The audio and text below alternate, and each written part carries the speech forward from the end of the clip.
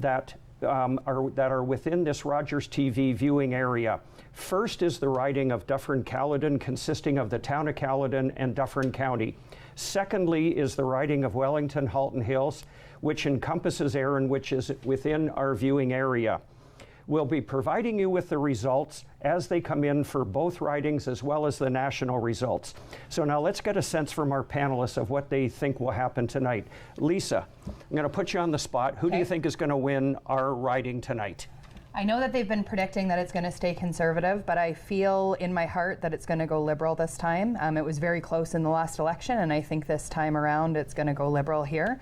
And when it comes to federally, I think we're going to see a minority Liberal government. Okay.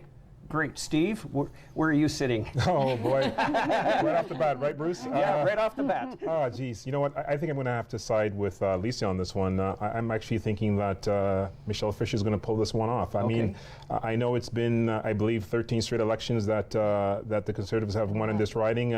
David Tilson's had this since 2004. Correct. But I think a lot has changed since then, including the demographics. And let's not forget, I characterize this as must-see TV today. There's been some drama when it came to the selection of the MP candidate for the Conservatives. As I mentioned, the demographic change, and I think the one thing that we can't forget is the millennials and what role they're going to play in making that decision as well. Good point, for sure. Yeah. And who do you think is going to win the country? Again, I'm going to side with Lisa on that. I think there's going to be a minority government, and I think the Liberals will pull it off. Okay, perfect. Cheryl. Well, I'm going to disagree with my two panelists here. As much as it'd be quite an upset, and a really big upset for this riding not to go Conservative, I think at the end of the day, this is still a solidly Conservative riding, and they're going to have enough to squeak by because the vote is split so much between the Green and the Liberals, and we've seen the soaring of the NDP. And I know my son is just turned 19, and him and his friends who are voters really find Jugmead appealing to them, and they're going to vote NDP, and I think you split all of that and it still allows the Conservative to squeak by, and I think it is going to be close, and it's going to be an exciting night to watch. Okay. Very exciting. And I think we're going to get a Liberal minority. Okay, all right. So from my perspective, I believe Michelle is going to win tonight. I think she's done enough. I echo the comments that both Steve and Lisa made about what's gone on in this riding, and the demographics have changed, and so much has changed. And I believe that Michelle is going to win. In terms of who's going to win the country, I'm predicting it could actually be a Liberal majority. My information says that there is a path to a majority government for the Liberals if the stars align correctly. They've, as we've been watching on the board earlier, the numbers in Atlantic Canada are coming in about where they were expected to, with major Liberal victories, and the reality is that after we the Liberals swept Atlantic Canada in 2015, it's just not realistic that they would win every seat again. And as we were discussing earlier, I think Quebec and then Ontario, but as the Quebec results unfold and we see how the Bloc Québécois does, if they turn out to be incredibly strong and elect a lot of members, then we'll probably be back in minority territory. And I think one of the keys is going to be whether or not the Bloc voters actually get out and vote. And that speaks to turnout. Definitely. And turnout always is a major issue in every election campaign. Right. Yeah. And not to make this a Liberal bandwagon, but I actually do think that the Conservatives nationally ran a really good campaign. And I guess there's always the point whether you believe the polls or not. But I think a pathway to a Liberal majority based on what I think the Conservatives have done might be really optimistic, but I guess we'll see as the results come in. Okay, so as we can see on the bottom of the screen, the Liberals are elected and leading in Atlantic Canada in a huge way. Conservatives are elected in 4, leading in 2. Interestingly enough, I don't know if any of you know it, but one of Canada's major country singers, George Canyon, is running in Elmer MacKay's old seat in a Halifax area riding, and he's losing badly. As we're watching the results come in, and they had a lot of high hopes for that gentleman. And The Greens have actually elected one, and that's in the riding of Fredericton in New Brunswick. That riding, apparently, if my memory is correct, it went Green provincially within the last year. Yeah. So that's being consistent, okay? One of the things that's near and dear to my heart is actual voting. And I've got a quote here that I'm going to read, and it says, "People often say with pride, I'm not interested in politics." And all of us who have canvassed door to door have gotten that kind of reaction, "I'm not voting." And this lady says they might as well say, "I'm not interested in my standard of living, my health, my job, my rights, my freedoms, my future, or any future. If we mean to keep any control over our world and lives, we must be interested in politics." And I think that's a terrific quote. And it just speaks to, you know, the responsibility that everybody has to vote. Yeah. You know, in Canada, nobody has to vote, and there are no penalties if you don't vote. Australia, there's actually a fine if you do not vote. Well, and I think your comments are interesting, and I have to echo what Cheryl said there, is that if the millennial vote comes out to vote and turns out Singh pulls very, very well with them. He's very appealing. Absolutely. My daughter is in grade 9 at Westside, and they did an election within her school. They're still waiting for the results of the local election, but in her geography class, they polled all the kids to see who they would vote for if they got to vote for Prime Minister, and the majority by far was Singh. By far. He appeals to them with his technology and his understanding of the issues that are important to him. He's been on TikTok and doing some really cool videos with some Canadian music behind them, and just really, they are very cool. They're very good. They're and very cool. He's a very, very compelling man. He's done a fantastic job, and it's so great to see such a diverse candidate who's been so candid and so honest and so open, and that is appealing to the millennial vote, and he's polling very, very well with them for that reason. Absolutely. Steve? Yeah, but I think that just to push back on that a bit, there's no question that Jagmeet has had some success, certainly during the course of the debates. He was pretty strong, there's no question about that. He was able to seize some personal moments, as we all saw during the campaign itself. But the one thing I didn't really notice was that real surge that you would like to see when somebody is doing that quite well. So the popularity of the leader has certainly increased, there's no question about that.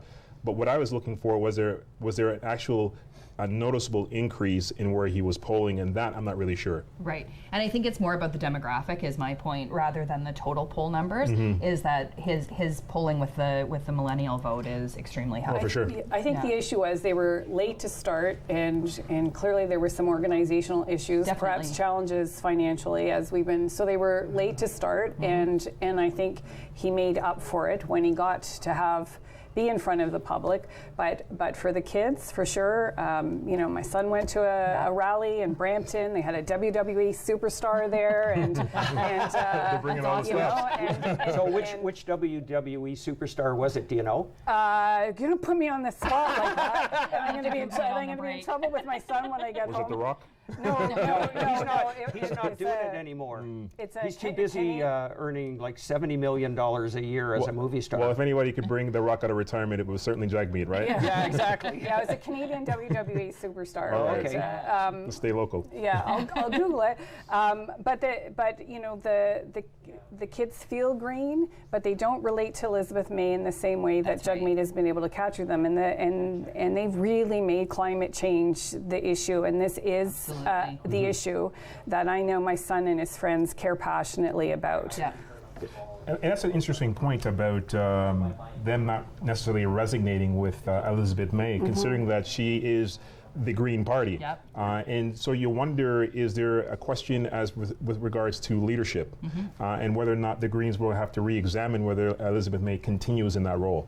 Well, do you remember back a number of months when Judy Wilson-Raybould left the Liberal caucus? Elizabeth May begged her to become the leader of the Green Party, and Jody turned her down. And as we know, she's running as an independent. That's right. In what is everybody's saying is going to be an extremely tight race. And then the other independent, Jane Philpott, that race in Markham-Stouffville doesn't look as tight.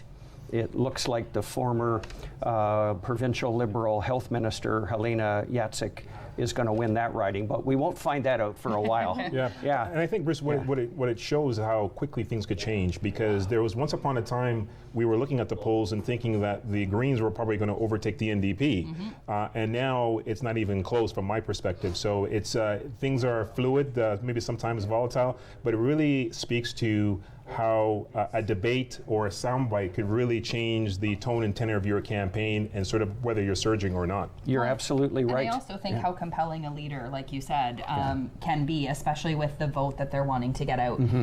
Again, looking at my daughter's class, not one single kid in her entire geography class voted for Maxime Bernier or for Andrew Scheer, not one. And that's telling. I mean, they're not appealing to that younger group. And, you know, Elizabeth May got a couple of votes, but like I said, it was Singh who by far dominated that class vote. Yeah, I think it very makes cool. you, to me, when I look at this election as a whole, certainly in speaking to a lot of residents, whether in Shelburne or outside of Shelburne in the county itself, is this election really is about who we are as individuals and who we are as a country and what we want to be as a country on a national stage.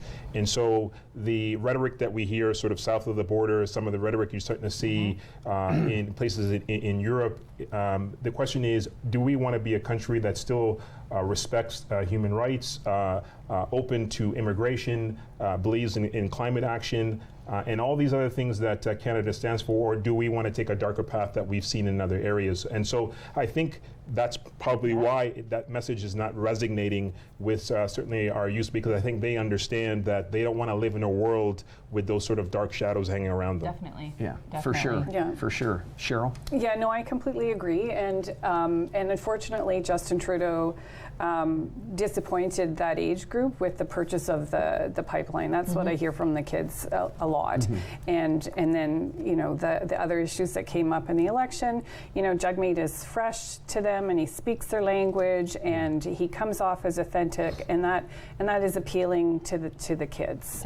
He's basically doing what Justin Trudeau did in the 2015 election. 100%. Yeah, where 100%. you know he was in third place when the election started, and the upward mobility for him was not expected to be very much, and then all of a sudden a couple things happened, and as you were saying, Steve, we have a very volatile electorate, and you can look at the results in many elections, both provincially and federally over the last few years, and they're all over the map. And Yeah. Well, you know what? If Jagmeet Singh is Superman, I think the word strategic voting is kryptonite for him. Because as much as people feel a sense of connection to Jagmeet, the question is there a realistic chance of him forming government? And a lot of people are saying in behind closed doors is, if I vote for the NDP, am I wasting my vote? And so whether or not he was able to overcome that, we'll see as the numbers start to come in. But again, if he's Superman, that's kryptonite for him. Absolutely, you're exactly right on that. Strategic voting was something that was talked about a lot in our riding, and not splitting the vote, and you're exactly right, that would be his kryptonite, especially in a riding like ours. Yeah, strategic voting for sure is going to play big time tonight. Will the Green and NDP supporters who we all know do not have a chance of winning this riding, will those supporters at the end of the day say, I'd like to stop the Conservative and throw their vote to the Liberal? That's going to be the telling story today. Huge. Yeah. So, and I even know some very, very ardent Green supporters that said, if they don't think their candidate could win, they were going to vote Liberal in this riding. And one of the realities is that the Green support was over 20% about a month or so ago, and now it's under 10%. So their vote has dropped like a rock. But we still saw the NDP pick up in the riding. Well, the NDP for a while was at their historical 10%. And now they're, if my memory is correct, they're up around 13, 14%. So they're definitely overreaching tonight, but when we'll have to see, what ends up happening. So I just got a little bit of news. The Fredericton riding that is showing us Green is a very narrow lead, and only 50% of the polls are in. Okay. So the Fredericton riding is still not a done deal for the Greens. And I also just got in that the Liberals are leading in the early polls in Montreal and Quebec City by tight margins against the Bloc. And Bernier is currently behind in his riding of Beauce. Wow. Yeah. That's interesting. Yeah. My prognosis is he won't hold his seat. No, agreed. Yeah. Yeah. Yeah, I think he'll end up. I don't know how big the margin will be, but I don't think he's going to make it. Well, could be a lot of surprises tonight. Yes. Well, I don't think there's any question that there will be a lot of surprises. And if you look at polling companies like 338 and some of the others, they've been not taking into consideration the advantage that incumbency brings. They also haven't been taking into consideration the voter turnout. And so I think that their numbers are somewhat skewed in totality. Yeah. Well, I mean, as you speak about voter turnout, I'm curious to see what it's going to be like in our riding. I believe in the 2015 elections, I think it was about 65% that turned out, which was consistent with the national average at that time. I think there was about 92,000 eligible voters and about 60,000 and change came out and voted. We heard, at least in the advanced polls, that the numbers have been higher than they were in the previous election. So almost 30% higher. Yeah, so it's Huge. Yeah, yeah. yeah. So I mean, clearly people are energized for a number of different reasons, and so I wouldn't be surprised if the numbers overall were higher than they were in 2015. I voted today at 3 o'clock in Palgrave. I've never seen it so crowded that Really? we had to line up and wait. And normally you can Just walk whiz in right and out through? by yourself Yeah. at that time of I day. had the so, same experience here so in Yeah. Montreal today. I voted at lunchtime today, and I was expecting quite a lineup, and I got that. So I had to wait in line to vote, and it was really refreshing to Yeah. see. So So you're bang on in your 65% turnout in this riding in 2015. In 2011, it was only 60%. So there was actually a nice bump in the 2015 election. So let's just hope that that continues. Well, and I think this is an interesting election for our riding as well, not having an incumbent. And when we look back at the history of this riding, we've always had an incumbent. As far back as I could find, there's never been an election that took place in our area that didn't have at least an incumbent running. Yeah. Except for this one. Except for this one. Yeah. So that's very interesting Yeah. to see that. Yeah. So Today I pulled some stats off in terms of what the turnout has been in federal elections going back a long way. And the most recent election where we had a really high turnout was in Mulrooney's two governments in 84 and 88, where there was a 75% turnout. And then it's gone steadily down until 2015. It took a little bump up to 68. And you had to go, Joe Clark's minority government in 79 had a 75% voter turnout. Wow. Trudeau's minority government in 72 had a 77%. And then you go back into Diefenbaker had, until not too long ago, the largest majority in Canadian history, and he was over 79% in 58. And then in the two Pearson minority governments in 62 and 63, it was 79 as well. So we used to have really big turnouts decades ago, and they've gone steadily down until the 2015 election. And I think a lot of that had to do with the energy that the Trudeau campaign brought to the 2015 election. So here's hoping that Jagmeet has created a similar energy, and he's going to help to bump the turnout overall up. with Jinder Mahal, who was the WWE superstar. Okay. Remember his name, so I will not get in trouble when I get home. All right. Jinder Mahal, yes, Canadian WWE superstar. So. Okay, well, there's a handful of them, and Yes. there was a woman from Richmond Hill whose name I can't remember at the moment, and then you had the Hart brothers out in Alberta. Yeah, Yeah. I haven't seen them in a while. Okay. They're both, one of them died. Yeah. Owen died of an Yeah. accident, and Brett, I think, is suffering from some form of dementia. I don't think he's totally with us now, unfortunately. Yeah. Anyway. But their daughter Natalia still wrestles as a WWE superstar. Oh, okay. All right. Family. Now that we've brought our viewers up to date on what's going on in the WWE and the wrestling world, That's good. yeah, we can get back to politics. So, as we've said earlier, we're reporting on 2 ridings tonight. So, Dufferin-Caledon, as we've already said, has had David Tilson as its federal member since the riding was born in 2004, and he's won, every election since then. In the 2015 election, he won by about 7%. So that was the tightest that the Liberals had been in a long time. In 2011, the Liberals were behind by almost 50%. And actually the tightest race that Tilson faced was actually his first one against a sitting MP, Murray Calder, and he only won that one by 4%.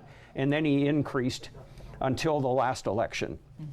So it's going to be, as we've all said, really interesting to see how the results actually come in tonight. Well, 3-3 Canada, prior to the writ being dropped, had this election at 100% chance of a Conservative being elected. So, and I believe there was a U of T professor who said recently that Dufferin-Caledon would elect their pet dog as a Conservative candidate here. So I mean, it will be interesting if we find out there will be quite an upset in Dufferin-Caledon. Well, it would be interesting, and I know that they talk about this riding being very conservative, and it's funny because I did the same as Bruce, and I went back and looked at some history. And back in 1988, this riding was conservative with Perrin Beatty. That's when it was Wellington Dufferin-Simcoe riding. And when he won that election, he won by a significant landslide. Then in 93 and 97, Murray Calder won. And I found it interesting to see that there was a couple of those elections where Murray Calder did not beat the Conservative candidate. In fact, the Conservative was in 3rd or 4th place. So in 1993, he did beat Perrin Beatty, but only by about 1,700 votes. So it was really close. And then in 97, Murray Calder beat the Reform candidate by 6,000. That was their 2nd place. Okay. In 97, 97. In 2000, Murray Calder beat the Alliance member, which was Don Crawford back then, at 6,500. And then that's when it flipped over in 2004 when it became Dufferin-Caledon and David Tilson won his first election as our MP. So it's interesting that the Conservatives for a long time before 2000 weren't even number 2. They were falling number 3 or number 4 in this riding, and I found that really interesting to see because they do talk about this being such a conservative riding. And I don't know if it's a conservative riding or if it was a Tilson riding that people really were compelled to vote for David Tilson because he was a great leader in this community and he did some really great work. And I'll use this as my plug to say thank you to David Tilson for all the hard work that he did for our community for such a long time. And it's interesting to watch his constituency offices close, and it's a bit of an end of an era for our community. So thanks for all your hard work, David. Well, the reality is he ceased being an MP the day the writ was issued. And he's retired in that sense, although we know that he has other jobs that he's been doing. So but we also have to look at the strong provincial Conservative factor here. I mean, we have had 2 Conservative leaders parachuted into this riding because it is traditionally such a safe Conservative riding. So I'm not sure I'm quite on as board with the 3 of you that we're going to see a big change tonight. But the riding for sure is changing. We're seeing the Conservative vote has come down. We've seen the Liberals coming up. Lots more Green, lots of NDP showing here. Is it going to be enough? When you split the 3 on the other side, I still think there's going to be still enough in this very safe Conservative riding for Kyle Seebeck to squeak by. Okay, so we're gonna break now for a moment, and we're going to look at some of the streeters that I did earlier today. And the question that we asked was, what was the key issue for you in the campaign? So we've got some streeters that are going to roll now. I'm excited to see these. Yeah. What was the big issue for you in this election? Mostly like Justin Trudeau, I would say. Okay. Like just how everything, like hearing everybody's input on everything and being indecisive that way, but I can't, like, I know that I can't rely on what they tell me. Okay. Do you spend as much money as he does if you were running a household? Who's he? Mr. Trudeau? Okay. I was always a little worried about the pipeline thing. Okay. But that was straightened out for me, so everything else was a go. We have a huge deficit as it is, and nobody seems to be taking that seriously. Well, one day the economy will go down, and we're still going to be paying humongous amounts of interest, and it will make a bad situation even worse.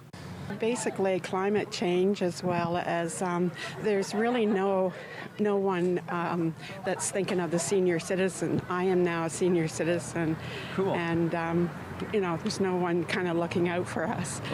Every election, it really for me comes down to character.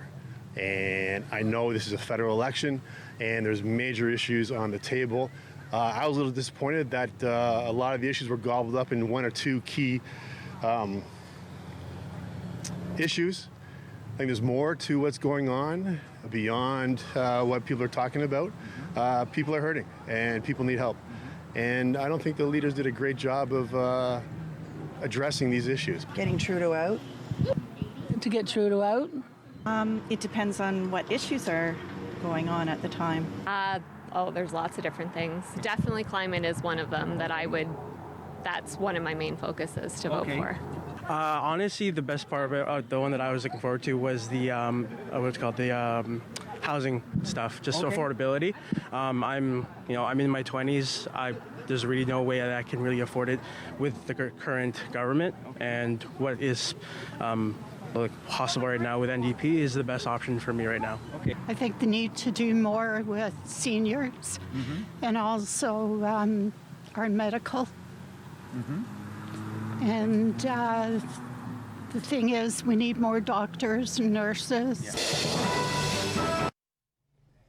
Okay, so there you heard from some of the voters that I interviewed this morning. I did those interviews at the Tony Rose Arena just north of Broadway in Orangeville. So, give me your thoughts about what you just saw, please, That was Lisa. Interesting. I was especially interested by the gentleman who voted NDP because of the housing affordability, and I think that goes back to what we were talking about earlier about appealing to the younger voter, because that's their concern. I have a 20-year-old son as well who still lives at my house because he can't afford to go anywhere else. So I know for him that was top priority for this election, and I know that the sentiment is felt by other young people. So I thought that was interesting, and also hearing the seniors talk about seniors programming being such an important issue. Yeah, and you were going to make a comment just before we broke. So if you've that comment plus, I may have to revisit that one. I'm not sure if okay, I no remember problem it at this point. But just to pick up on what Lisa said, one thing I found particularly interesting in that piece was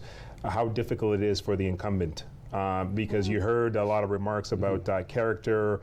The pipeline, all things that happened under the Liberal government. So it's very challenging as an incumbent to repeat, and you're sort of the focal point, and you heard quite a bit of that during the piece. The other thing that I got was how nasty the debate actually was, or the campaign was overall. And unfortunately, a lot of people don't feel that it was an exchange of ideas where they were able to hear things that matter to them. So as Lisa pointed out, you had a number of people speak to the fact that, who's looking out for seniors, who's looking out for the youth when it comes to affordable housing. And I think if the personal attacks maybe were not there as much as they were, we probably would have heard a lot more about ideas instead of attacks. So you hit upon a really good point, which is the nastiness of the election.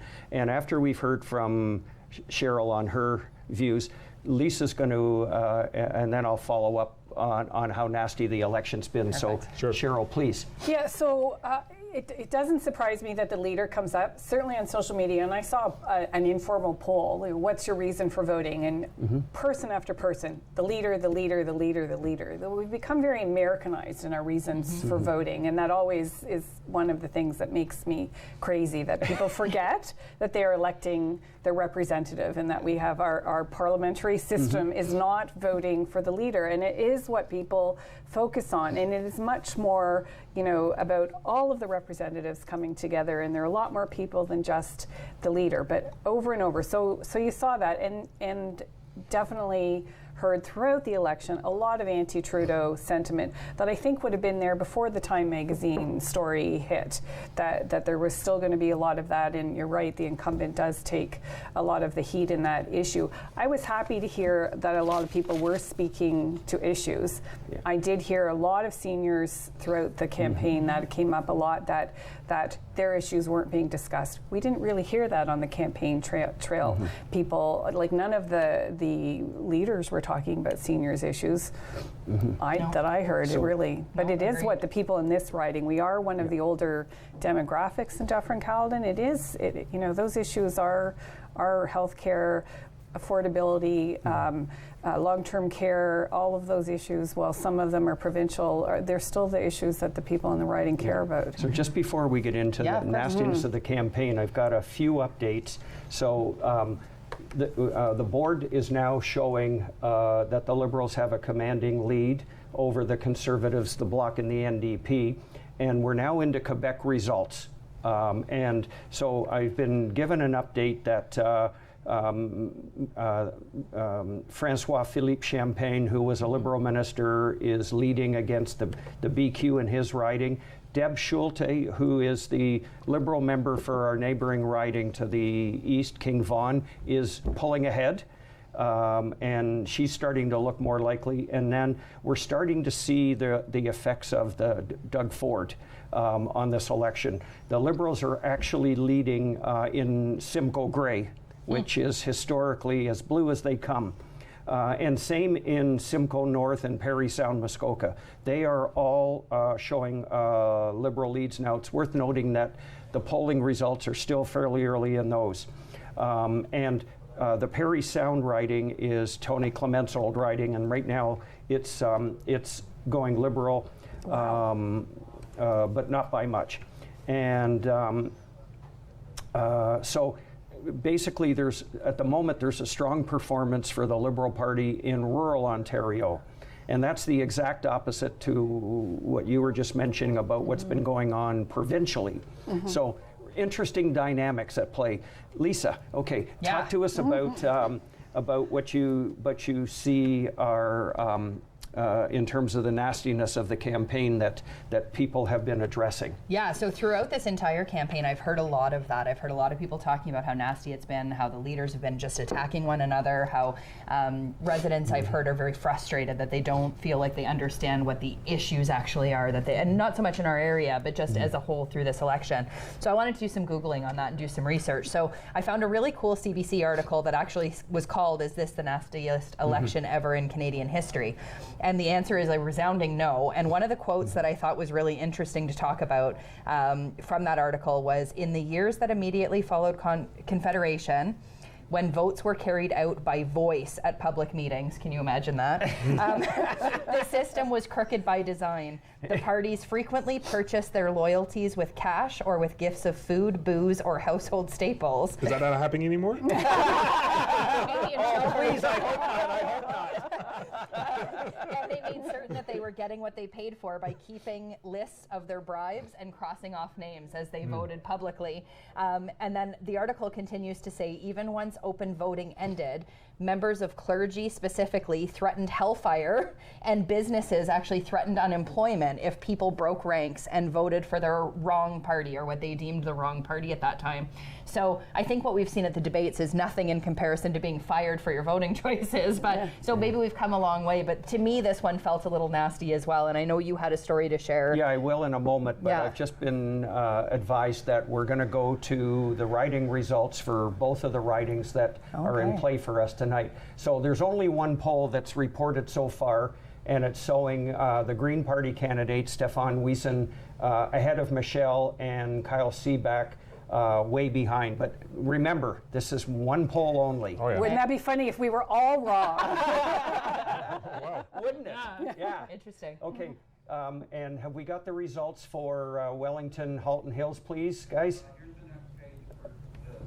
Okay. Okay. Okay. Okay, so then this finishes the results in the first poll in Dufferin-Caledon. And we assume this is somewhere north of in the riding. I have no idea because we don't know. It only just indicates that there's only one poll reporting so far, and it's Okay, here comes Wellington Halton Hills viewers. Eric. Oh, there we go. Okay. Well, right now there are no results in for Wellington Halton Hills, but there will be shortly. Okay. We're gonna have a long night. Yeah, we're gonna. We may have a long. So, Lisa was saying that that from what she read in the CBC article, and I had read the same one, that this is by far not even close. Yeah. But I've got a really personal. Nasty story. So my grandfather was a Liberal organizer of huge repute, and I believe it was in the 1920s when he was asked by the Manitoba Liberals if he would travel to Winnipeg and help to organize the provincial Liberal campaign. And when he got off, hey, we're going to move to, okay, so now we're back to looking at the Dufferin-Caledon results. We still only have one poll reporting, and hopefully there will be some more polls that will come in very soon. Yeah, and then, okay, so when my grandfather stepped off the train in Winnipeg, he was arrested by the Conservatives. And they moved him from Little Town Jail to Little Town Jail the entire election. His brother-in-law, who was a lawyer here in the Toronto area, was doing everything he could to find him. And because they kept moving him, they couldn't find him. And they finally let him out of jail the day of the election when he couldn't do anything. When it was too late. When it was too late. So that's my personal nasty. And I still have his incarceration papers. So. This is by far not the nastiest election. It wasn't a great election to the point that all of us have been making, and there was a lot of not so nice things that were said about various party leaders and parties that probably we would have been much better off if they weren't. Well, and I think social media too changes the dynamics of how politics is handled now in comparison to what it was even 10 years ago. And I know, Steve, you saw it during the municipal election, as did I, that it completely changed the way that candidates are talked about. Their exposure is that much more because people can just take hits on them throughout wherever, right? And I think we've seen that a lot through the federal election as well. There's been a lot of chatter on social media, and hopefully that means that voter turnout is going to reflect it. But it'll be interesting to see, but there has been a lot more talk on social media about this election than I found in previous. Well, and I think that they're changing how they're doing their advertising, less traditional print. I mean, you didn't see many of the candidates take ads out in the local papers. Or big billboards, right? Not even a lot of television advertising this time. I think they're really focusing on, the news channel, social media, and reaching Canadians that way, so. Yeah, and I just want to give credit where credit is due. I mean, we talked about how nasty the national campaign has been, although not the worst.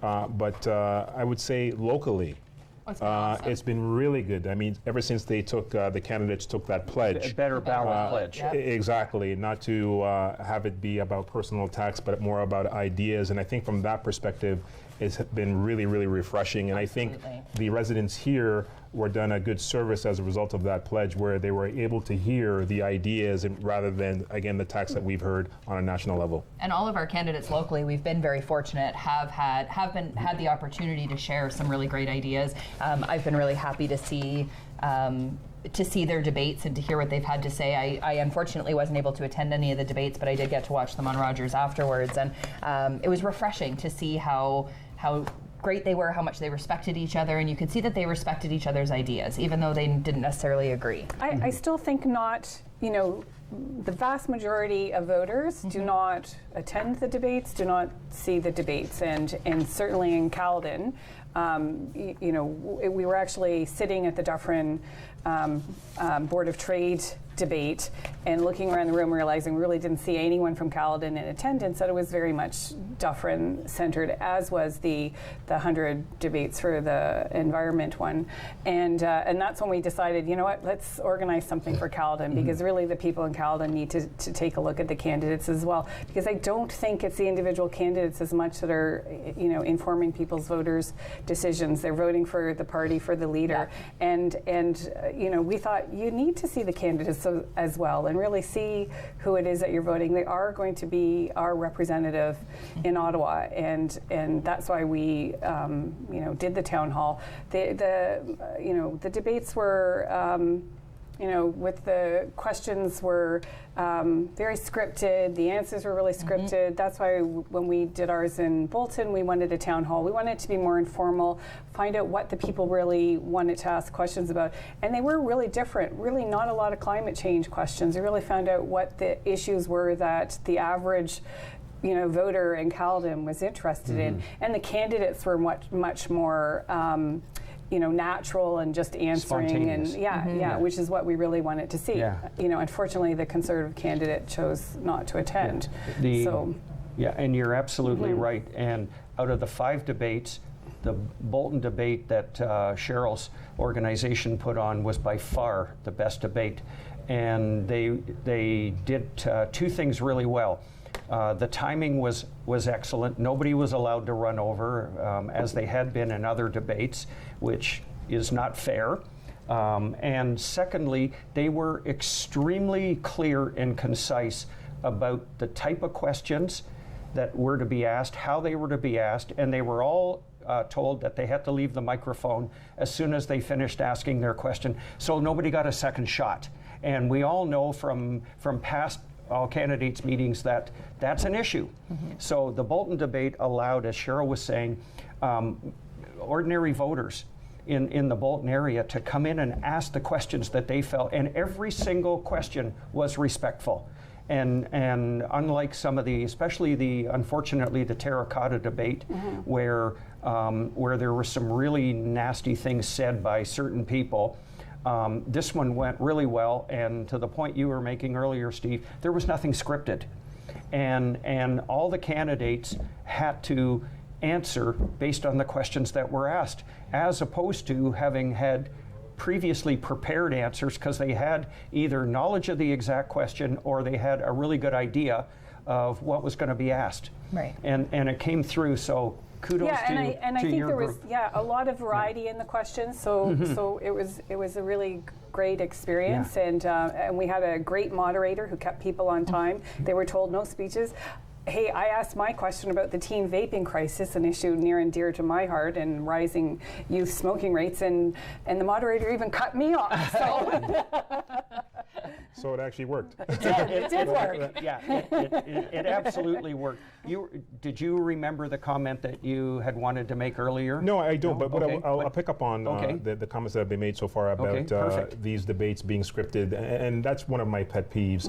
I know as politicians here sitting around the table that there's a temptation to feel comfortable and be scripted and not walk into an environment where you don't know what people are going to say or what they're going to ask. But I think for the constituents to be informed and get a good sense of who we are as individuals and our intentions, that's the best way to go about doing it. So I'm glad that it actually happened there. I think we need to see more of that. So what do you think of the politician who says that he or she doesn't want to attend because they're afraid that there might be personal attacks?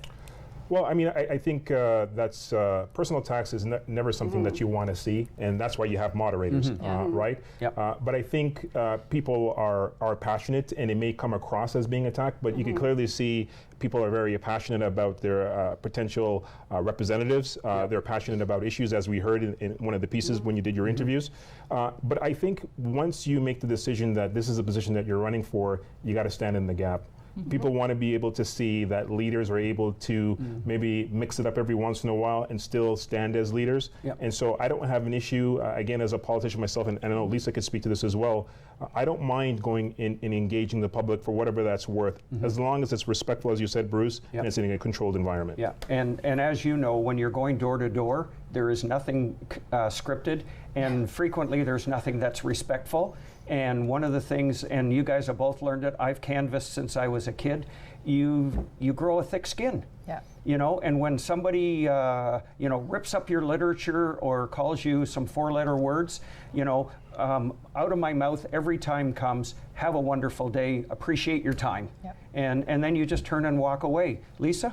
Yeah, no, I think it's unfortunate that any of the candidates felt like they were going to be attacked. That's unfortunate. It speaks to maybe how they were treated on social media or in other venues. But to Steve's point exactly, is that what people want to see is a leader that's willing to be uncomfortable and still be able to answer. And again, when you've got a moderator in place who's there to keep the respect and keep the peace and make sure that good things are happening, it's unfortunate to have anybody not show up because they are jumping in for that leadership Well, I kept role. saying I had faith in our community, and my faith was proven to be correct. I knew that our community would be respectful. And honestly, Michelle got, I think, one of the greatest, was able to take advantage to get one of the greatest lines out, because she talked about our Prime Minister receiving serious threats against him and his family, and that he still showed up.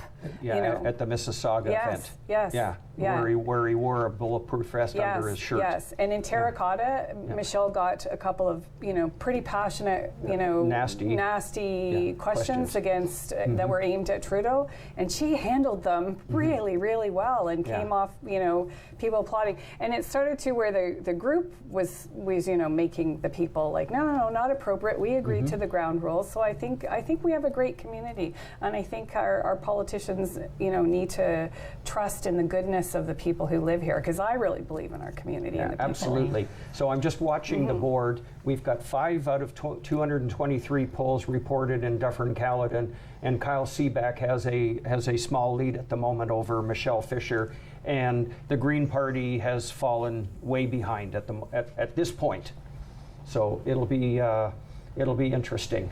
And then if we look at the party results at the bottom, it's still heavily favoring the Liberals, and the Conservatives are elected and leading in a pretty decent number.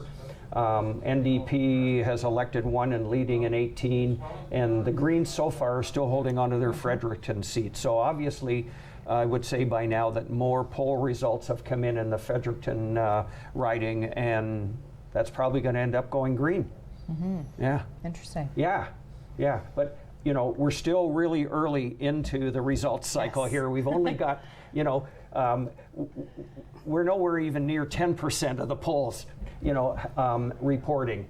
So we'll just keep on watching the board as that continues. Yeah, look at the Bloc is really pulling up there, though, and that's danger territory for the Liberals. Yes, it is. Absolutely. So. Yeah. Yeah, and I would suspect that the 19 seats that it shows the NDP leading in are probably almost all in Quebec. Maybe 1 or 2 in Atlantic Canada and the rest of them in Quebec. So they may end up doing, if my memory is correct, they held 14 seats coming into this election in Quebec. So, yeah, we've... I think this is looking, the Liberals are in trouble here. Yeah, well, we'll see how, that's what we're here for, to watch as the results come in and to give our opinions. Bloc's at 29 now. Yeah. 30 was that magic number there. So. And we don't know if that's their high point or, and at the moment they're leading but not elected. So. Right, but the Liberals were counting on picking up those seats in Quebec, and we're not. And when we start to go further west, they're not going to pull a lot of seats. And you're absolutely right. And Alberta and Saskatchewan are looking pretty sparse for the Liberals. Hopefully they'll end up holding Ralph Goodale's 1 seat in Saskatchewan, 1 Liberal seat. And there's 4 seats in Alberta, 2 in Calgary, where they elected Liberals in 2015, but 1 had to go independent.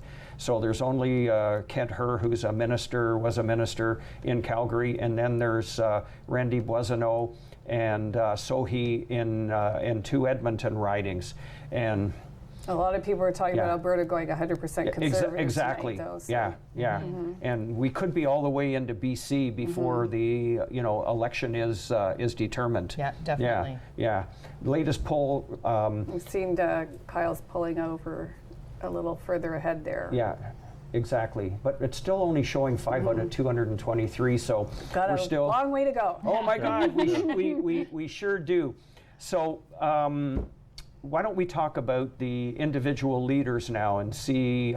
We'll start with Justin Trudeau, and if Cheryl, you can talk to about him and his. And how you perceived his campaign to be? Well, I think that the Liberal campaign was completely derailed by the Time magazine stuff, and I mean they were counting on him being their superstar out on the campaign trail, and you just really saw it fall apart. I think that they didn't have a plan B on what to do when you weren't relying on the Prime Minister to be out there, getting everybody excited, and that he really, had to take a back seat on the campaign trail, though he was still out there. But I didn't see them, pull out any other superstars when you're counting on the Prime Minister to be the guy. We just didn't see the same Justin Trudeau that we saw in 2015. There was definitely a lack of confidence, and the apology tour that he had to go on. Yeah. So just before we get to Steve, I've been told that Maxime Bernier is behind in his riding by about 4%, and that the CBC is already reporting a Liberal minority government. And it's only one poll, but the Liberals are ahead in Fort McMurray. That's pretty interesting. I'm pretty sure that's going to change fairly quickly, but one early poll has got them, and I don't know what the numbers are. I just heard that they're leading in one poll. So it's bought them a pipeline. What else do they want? Well, apparently a whole lot more, because it looks like there may be 0 Liberals elected in Alberta. So. What was it, $4.5 or $5 billion? I think they're actually looking for something in the pipelines. Yeah, exactly. So, Steve, talk to us about your thoughts about Justin Trudeau's campaign. Wow, I mean, I can't disagree with largely what my friend here has said about Justin Trudeau and sort of the chink in the armor. There's no question about it. I'm going to go back a little bit further and say that there was a stumbling out of the blocks for Justin Trudeau before the campaign even started. When you think about SNC, when you think about the 2 cabinet ministers that left in, I'm not going to say a blaze of glory, but certainly under hell's fire maybe. I think the way that people perceive Justin Trudeau sort of being inclusive, standing up for Indigenous rights, standing up for women, the chink in the armor started to occur back then. Certainly when the campaign did start, there was maybe a little bit momentum because they spent quite a bit of time making announcements, positive announcements, and trying to build that momentum, that steam. And then boom, you had the brown face, black face, and you're right. I think he was stumbling even further after that. So the question is, did he do enough to recover? And we're going to find out. Yeah, we are. I think SNC-Lavalin, people were tired of it. It peaked too early, and the media was on it for so long that the regular person was tired of hearing about it, and I think that they could have put the positive spin on it. I mean, their PR folks were on track, that he was fighting for jobs and keeping jobs in Quebec. I think that could have been survived. I think that the Time magazine was what popped that balloon there. But I think I think maybe the SNC was given a little bit more oxygen, just because there wasn't an initial sort of, hey, listen, maybe a mistake has been made here. Maybe if there was an initial owning up to the fact that there was a mistake, probably could have buried this a long time ago. The fact that it continued as long as it did, I think did have some impact on him. And again, what happened recently during the campaign, I think this maybe took it over the top for a lot of people. I think during the piece that you showed earlier, Bruce, where one of the individuals that you interviewed were talking about character matters. Yes. And I think a lot of people believed in Justin Trudeau in 2015. He said sunny ways back in 2015. I don't think there's sunny ways right now. Agreed. Lisa? Yeah, no, I echo those comments completely. I think that there was a bunch of missteps along the way, and I think that where they could have maybe gained some ground and where they maybe should have focused some of their campaign, and I was waiting for them to do it, was Justin Trudeau is the first leader in Canadian history who has ever had to go up against somebody like Donald Trump. and did it with grace and came up across a lot of issues where he had to be in relations with Donald Trump, and he was such a polarizing leader that I think that they could have focused a little bit more on how well he actually held himself through that.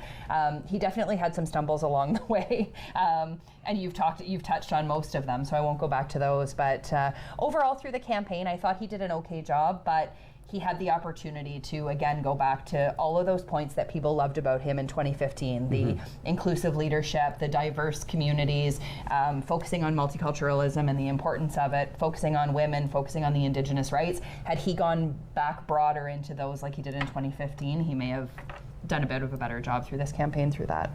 For sure. Yeah. Do you think he should have apologized for SNC-Lavalin in what happened with his cabinet ministers? Because he didn't.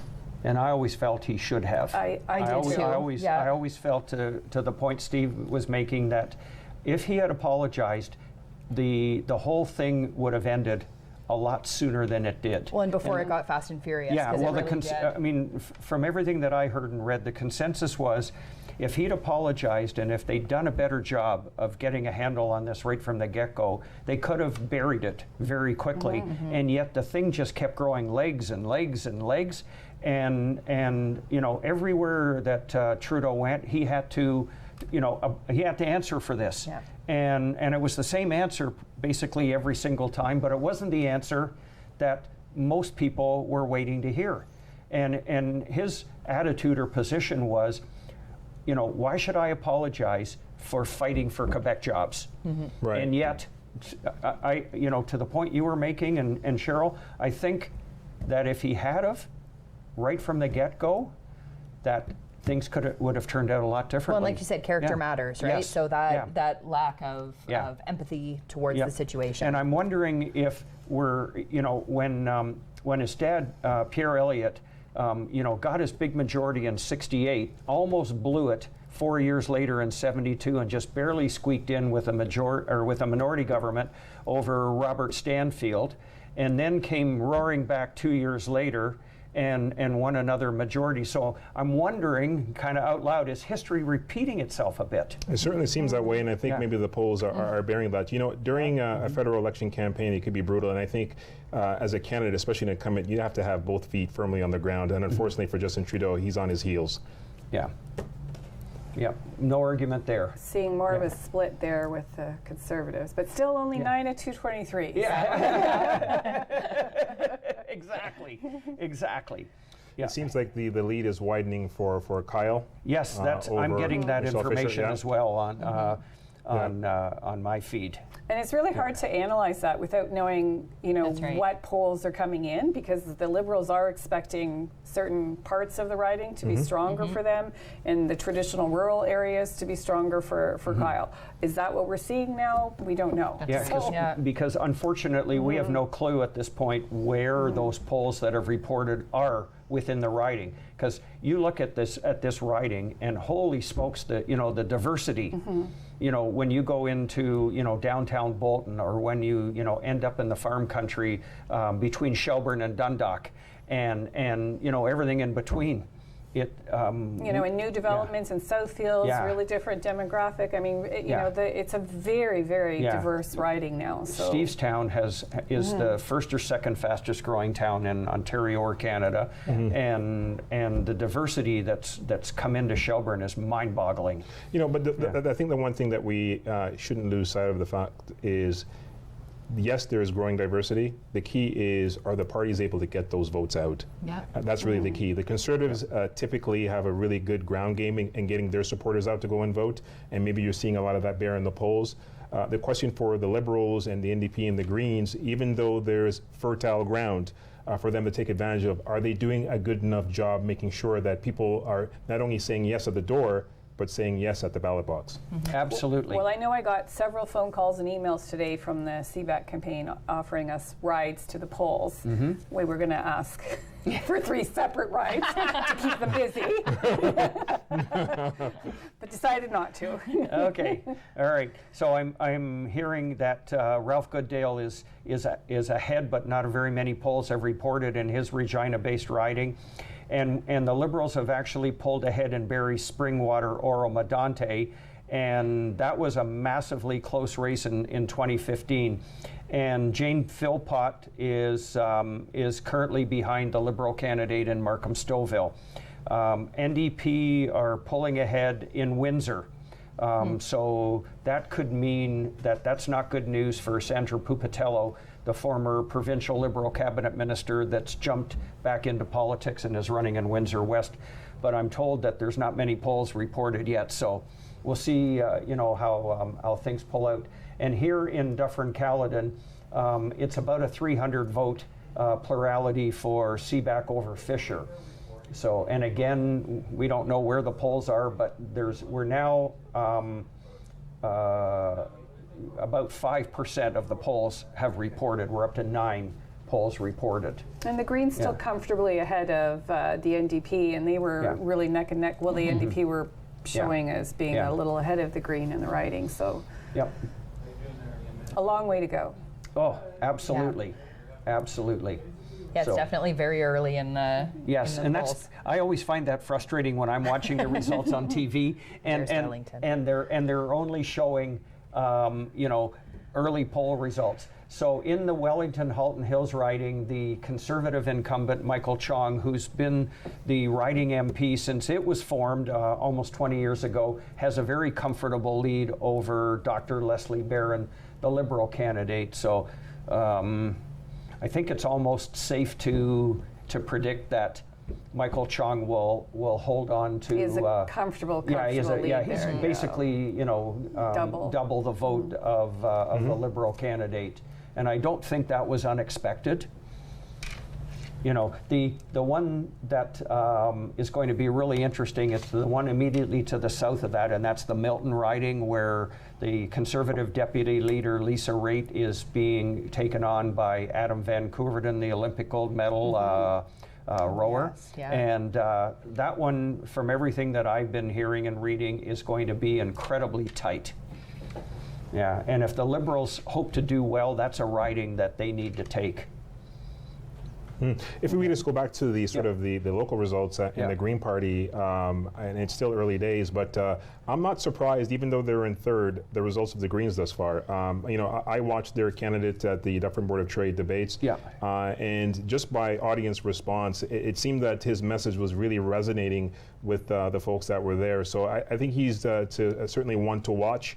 I mean, I don't anticipate that he's going to overtake Michelle Fisher or Kyle Seebeck, but I thought he was pretty effective. I agree. Yeah, a lot of us who were at the Dufferin Board of Trade debate really felt Stefan, if there was a winner, that it was Stefan. He managed to come up with messaging that resonated with the folks in attendance, and he wasn't afraid to go after the other parties and their lack of action, rather than giving just the safe answers. And he got in some really good one-liners that got the crowd energized. I agree. Stefan's done an excellent job of really getting the Green message across and really captivating that Green audience, and anybody who is interested in the environment and climate change. He's really done a great job of that messaging. Absolutely. And Green's got your heart, science has your back. Great slogan. He had the best slogan. I saw one of their ads the other day, and it was fabulous. It was a really effective ad. So I've just been told that Adam Van Koeverden is leading by 342 votes in Milton. Wow. However, I have no idea. Yeah, still really early. And the Liberals are currently taking all of the Toronto seats.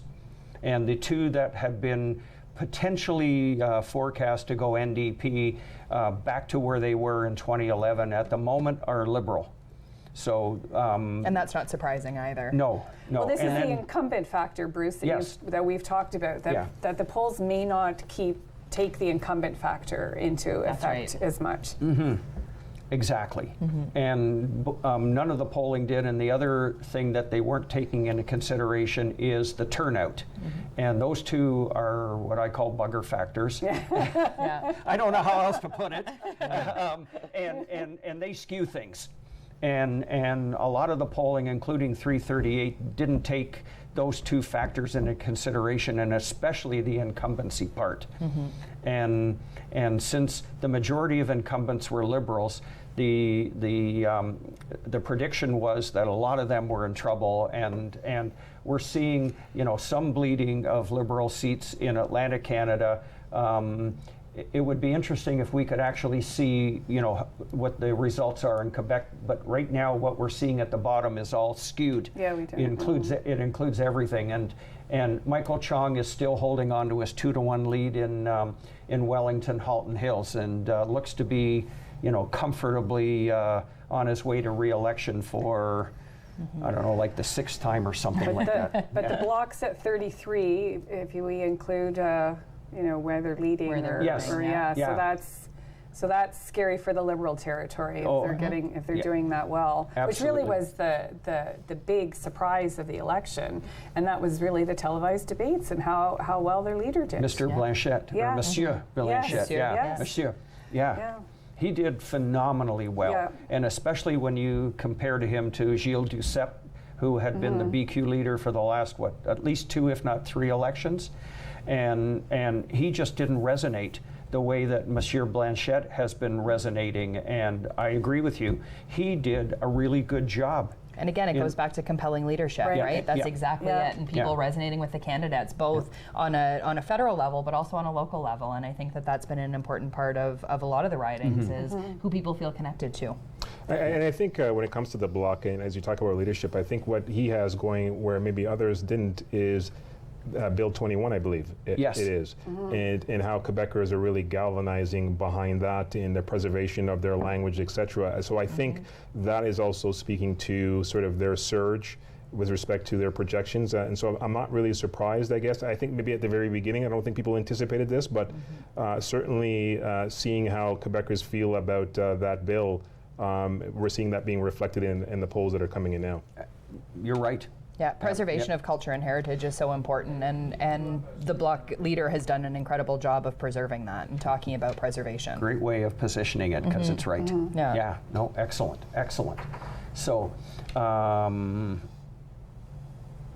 really interesting results so far. And okay, we've done Justin Trudeau. Let's move on to Andrew Scheer. So, Lisa, do you want to kick off? Being thrown on their bus here. And be just as candid as you guys were about Justin Trudeau, okay? No, definitely. Again, I'm going to talk about compelling leadership, because to me that's something that Andrew Scheer didn't have. I found that he really struggled through the campaign, and I've heard it from a number of people, to resonate with women, to resonate with minorities, to resonate with anybody who felt like they were marginalized in any way, shape, or form. It felt a lot through the campaign like he was very much focused on rich white men, and I think a lot of people felt that. A lot of the women that I've spoken to were really put off by a lot of the topics that came up under his leadership, talking about the abortion debate, talking about LGBTQ rights, talking about taking women's rights back a couple of steps. And I think all of those things made him a very polarizing candidate. I know a lot of conservative voters who looked at him and said, I can't vote for him. And it was very similar in the provincial election. There was a lot of blue bleeding conservatives who said, I can't vote for Doug Ford. And I mean, he still ended up coming out on top, but I'm not sure if Andrew Scheer is going to be able to do that same thing. Okay. Steve? The one word I can think of, not to repeat what Lisa said, is artificial. As we talk about authenticity and what Jagmeet brought to the elections, and how young people in between, older people sort of resonated with him, that sort of believability factor, a person that you could trust, and when he says he's going to stand for your rights, you actually believe him. I think when it came to Andrew Scheer, people weren't really sure. They weren't really sure whether what he was saying, I could actually buy it. And I think that has been his Achilles heel in this elections, as to whether people feel that they could actually trust him. Fair enough. Cheryl? Oh, I could talk about this one for a while.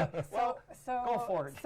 So first of all, claiming to be an insurance broker when you were not an insurance broker. I mean, shocking when we saw the videos where he said, lies in politics? Something new. That he enjoyed taking all the accreditations. I mean, for me, it surprised me that that's was a blip. That didn't get more media than it did, considering how much some of Trudeau's gaffes had got so much media. Because I thought that was a really, really serious question of integrity and character for someone who's going to be the Prime Minister. Exactly, exactly. You just, I mean, I mean, people may fudge on their resume, but when you're someone who wants to be the Prime Minister of Canada and you have deliberately lied about your education and your work experience, people, and it always made me really, really angry when people would mock the Prime Minister for being a drama teacher, because I tell you, my brother is a teacher and I know a lot of teachers. I have tremendous respect for teachers, and there's no reason why a teacher can't make a great Prime Minister, but this was a man who said he was an insurance broker and he was not. And then, right before the election, oh, and by the way, I'm American. You know, nothing that was wrong with lots of Canadians hold dual citizenships, but the fact that again and again he had attacked other politicians in Canada for holding dual citizenship, my mind was blown that you could have that little secret. And he attacked Trudeau over and over and over again for not doing a good job negotiating with Trump on our free trade agreement, and I thought, oh, well, you're going to do a better job because you're American. So I thought those two factors were shocking. And then the last week, I don't know that I personally have witnessed the level of desperation where instead of discussing policy issues, and they're going after the government, the governing party, there's a lot that they could go after. But to flatly start making up that they're going to raise the GST, like that was one of the I thought just was such a desperate move, and really has no place in Canadian politics. You know, let's stick to the policy, but to blatantly just start making up facts like that for me was a new level of low, dirty politics. Yeah. But I wonder, all that being said, and maybe even true, does it make a difference? And the reason why I asked that question is because when we looked at the elections and the election campaign of Donald Trump, the same person who said that I could probably kill somebody and still get elected, and all the sort of things that came out of the closet with Donald Trump, and yet still with those character flaws, if I may put it that way. Yes, it appeared that very political. I like that. he seemed to have won easily. So you just wonder nowadays, are people prepared now to sort of look past these character flaws and say, listen, I am true to the party, I'm true to the platform, and I don't care because I'm not expecting a perfect politician, and as long as they're lowering my taxes or they're creating jobs, that's their business. I don't really care about that. And maybe that's a sad state of how we are to look at our leaders, but are we not there already? I think I completely agree. I think we have become much more polarized than we ever used to be in our like that we are emulating our American neighbors to the south. Well, it's far more accepted in Canada than it ever has been. And it was very surprising to me, and I think we saw that, you know, when Ford was elected, that it didn't matter. At the end of the day, they were going to vote. You know, I mean, I'm going to vote Conservative. My father, my grandfather, and that we are, you know, the rhetoric, the personal rhetoric, and I saw that, and it made me really unhappy when you would listen to the hatred that people had towards Kathleen Wynne in the provincial election. It was visceral and personal and very distasteful for me, because we should be able to have discussions about politics without people wanting to come to blows at the dinner table, and I think we really are moving that way. And I don't know, is it social media? Is it television? Is it that we're so influenced by our American neighbors to the south? I don't think it's very Canadian, and it makes me very sad that we're turning that way. I think that's very well said. So in saying all of that, no, I don't think any of that makes a difference to the Conservative supporters, any of, you know, what they're doing on the campaign trail. I think they still will vote, you know, on that right. And the people who are center left, you know, weren't going to vote for him anyway. So. Exactly. So now we're going to go break to another streeter, and the question that will be answered is, do you vote for the party leader, or the local candidate? So if we could have that streeter on the screen, please. Thank you. always just for the party itself. I never look at the person that's doing it. I used to, but I started playing favoritism, and then on a grander scope, especially for an election like this, it's not just that person. They're representing every party, like their whole party, you know? Probably a bit of both, but probably more for the party leader. So I usually go for the party in its whole. I know that there's always bad eggs in there's always bad eggs in every basket. Okay. So I look at it as a whole. Obviously, if there's anything I used to vote for Trudeau, but obviously things have come out and things have come up with him, and I thought, you know what, I don't support this anymore.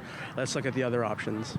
It depends. Like if we had proportional representation, I'd be able to decide whether to vote for like a candidate over a party, and I'd be able to check off what I'd be able to agree with maybe a local candidate, but not necessarily the party, because not every local candidate is automatically a walking agreeing host of every party. Like sometimes they disagree, and sometimes they have their own personal things about what they want to do, and the important thing is to I think vote for the local candidate. The candidate's more important than the party, because an individual is more accessible, and they have more experience to what they want to show the people, and that's basically why I think it's important that we need proportional representation. Again, we need something we don't need the first past the post anymore. We need something better. I usually go with the local because I feel you need a representative within your town. Yeah, that depends whether it's municipal, provincial, or federal. Okay. Certainly, I'll be straight. This was a toss-up in terms of strategy, in terms of party leadership. There was no clear-cut winner. I'll say that. I think a lot of people are very disappointed in the choices available. Okay. I think it would be a combination of all. I would look at all those aspects. Okay. But I think our real objective this year was to really see who could get Trudeau out. Usually the party. The party. Party leader. I keep in mind of the big leader, but I vote local as well.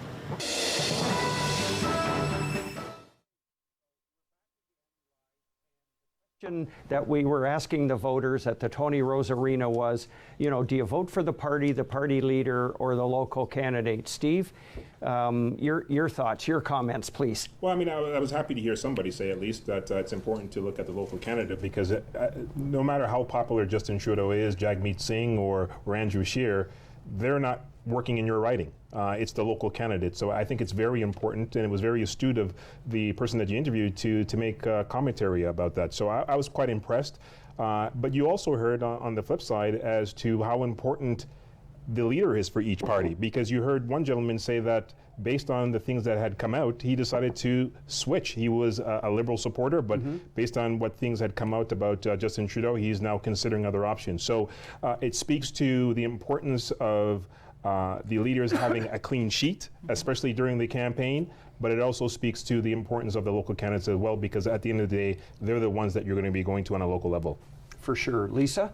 Yeah, I was surprised to hear so many people say that they vote for the party. I know I hear it a lot, but I was surprised to hear that as often as I did through that. I, like Steve, was very happy to see that there was at least one in there that was looking at the local candidates very closely. Because I agree with Steve. At the end of the day, the Prime Minister is one vote. So what your representative takes to Ottawa for you is what's most important. And if you can get behind what your candidate is standing for, then that's the important, regardless of what their party is. Yeah, I think even when they say the party, they mean the leader, because when you start to have those additional conversations with them about what specific policies, is there particular legislation that you like, that you don't like, they really end up talking about individuals, and this election became so much about the leaders. Definitely. I didn't hear a lot of people on the street, in the coffee shops, talking about anything other than leaders. SNC-Lavalin maybe, but that was what this election was about. Even though we said this was the referendum on climate change, I don't believe it was at all. I don't think we really have talked about it enough. Based on the results, the Greens are elected or leading in 3 ridings, you're absolutely right. You know, now we haven't heard from BC and Vancouver Island specifically, but the Greens don't appear to be doing nearly as well as what they had hoped that they would do. I'd really like to know whether those other 2 Green leading ridings are. Yeah. No kidding. Yeah, maybe. Because they weren't expected to pick up other than BC, so there's going to be a little upset. I wonder if there's anything in Southern Ontario there. That'd be pretty exciting in the Guelph area, maybe. Yeah, maybe. Yeah. I think to the point earlier, I think the Greens really started. I mean, this is it is a bit of a sprint, but not so much, I guess, when you look at this campaign. But they started out of the blocks, I thought, quite well. Yeah. And gathered a lot of steam. And again, let's not forget, there was one point that people were thinking that the Greens were going to overtake the NDP. What happened? I don't know. There wasn't a giant misstep by the Greens on a national level, so I'm not really sure why they've started the way that they have. So maybe because their leader didn't resonate as well as they had thought that she would. Maybe it was all the things that she was talking about and the amount of money that it was going to cost to go green, and her saying that in the very near future, they were going to get rid of fossil fuels, and we had to transition very quickly to the so-called new economy, non-oil based economy. And from my perspective, the reality is we've got the 3rd largest reserves of oil in the ground of any country in the world. And that is a massive source of revenue, not just for Alberta, but for Canada. And if we leave that landlocked and we don't extract that in as environmentally clean a way as we can, our country, I'm convinced, is going to be a heck of a lot poorer for it. But I think what this shows me is why personality matters, despite the fact that we should be focusing ideas and platforms, etc. Because I don't think that what the NDP was putting forward was much different than the Greens. I think the reason why you're seeing a separation is because, again, the individual. People are resonating with Jagmeet for whatever reason. They're not connecting with Elizabeth May, and I'm not sure why. Well, it's how it was delivered, too. I think Jagmeet did an amazing job of his delivery and getting his message across, better so than Elizabeth May did. And she had a great message to get across. And a lot of what she said could be very compelling, but I just don't think she did the same work towards it. Do you think she was too much in a hurry? And do you think that her absolute goal for some kind of proportional referendum wasn't resonating as well as she thought it would? Yeah, you're probably exactly right there. We've had 2 referendums in Ontario over the last number of years, both voted against anything but first past the post. PEI has had, I believe, more than 2, and they just had one in the last year and voted against it. And BC has had 3, and they've turned it down each time. Yeah. So I wonder. Yeah, I really Cheryl? think Elizabeth had a misstep right out of the gate with her question about the women's reproductive rights and saying that she didn't have the ability to whip her candidates, and Jagmeet was right on top of that. Please explain the word whip so that our audience understands that it's a proper term. Okay? Yes, it is. So parties now have a party whip system, and what that means is when there's a vote, all of the members of Parliament for that party must vote for the party system.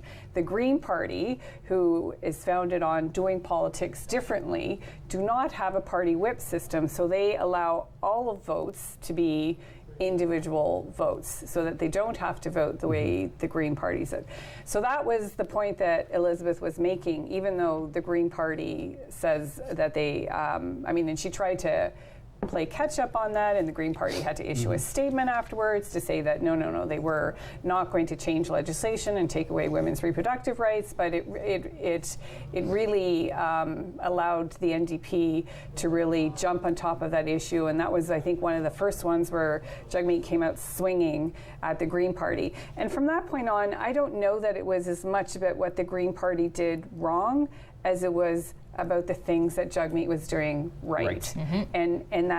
Their base is the same, and they're appealing to that young voter and the voters that are concerned about climate change and our planet. And when you looked at their green policies, they're very, very similar. Very similar. And Jagmeet's messaging appealed more to a lot of voters, and I think that's was a lot more effective. what you're seeing. Yeah. And then also, I mean, both parties struggle financially, and I don't know that she came to Ontario or did very much Ontario. The Greens really focused on New Brunswick and BC. They put her attention to the ridings that they thought they could win, and which is why I'm really curious about those, what those other potential two are, because I don't think that there were big Elizabeth May. I mean, Dufferin-Caledon is one of the largest Green percentage of Green votes here, and we certainly didn't get a visit from Elizabeth May. Well, and it's the interesting campaign. you say that too, because when I was doing my kind of historical research in 2011, when David Tilson won, then the second runner-ups were Greens. Yes. And that's the first time in a long time in our history, as far back as I went, that the Greens were so close. I mean, granted, David Tilson won by a lot. He won 59% of the vote during that election, but the Greens were the second ones. So we do have a very large Green percentage of voters, and certainly enough that you would have thought we might warrant, a visit from the Green Party leader, at least in the area, and it didn't happen. So we recently had a visit by Mike Schreiner. He popped by, and I had the opportunity to meet him, and he was super compelling to chat with. And it was really great that he took the time to come and visit our riding, and he wanted to commend us on the great work that we've done for Green initiatives in Dufferin. So speaking of one of the Green leaders visiting, Justin Trudeau visited. Did any of you find it kind of weird or interesting that Andrew Scheer did not appear in this riding? He got to Brampton, but he didn't cross the border into Caledon. And that could be simply explained by the fact that this has been such a conservative stronghold. I still believe that even though you may perceive it to be that way, you should still come down and speak to your, the people that support your party. So the fact that he didn't do that is quite disappointing. We'll see how that still plays out. I mean, we're looking at the results. It still seems like Kyle's still in the lead He's comfortably. ahead by about 1,000 votes now, comfortably. maybe 12 or 13. I guess about 20% of the polls that have reported, because I'm just noticing we're up to 45 polls out of 223, so we're around 20%. And for me, I was expecting to see Andrew Scheer come by, especially with the missteps that they had in the nomination process. I think that the Conservative Party saw some damage done through that.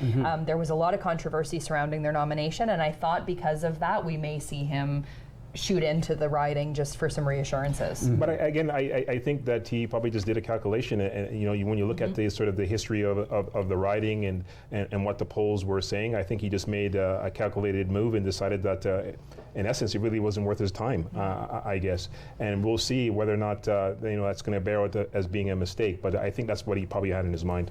But even a lot of the Conservatives that I know who were very disappointed in the riding nomination process and what went on there, and swore they wouldn't be voting Conservative.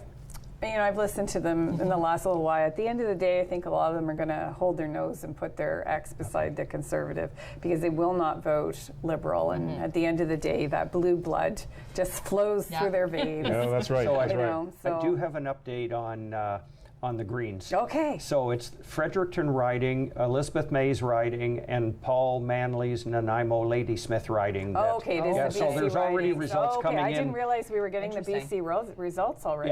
Is it that late? 11 o'clock. We're Time flies when you're having fun, right?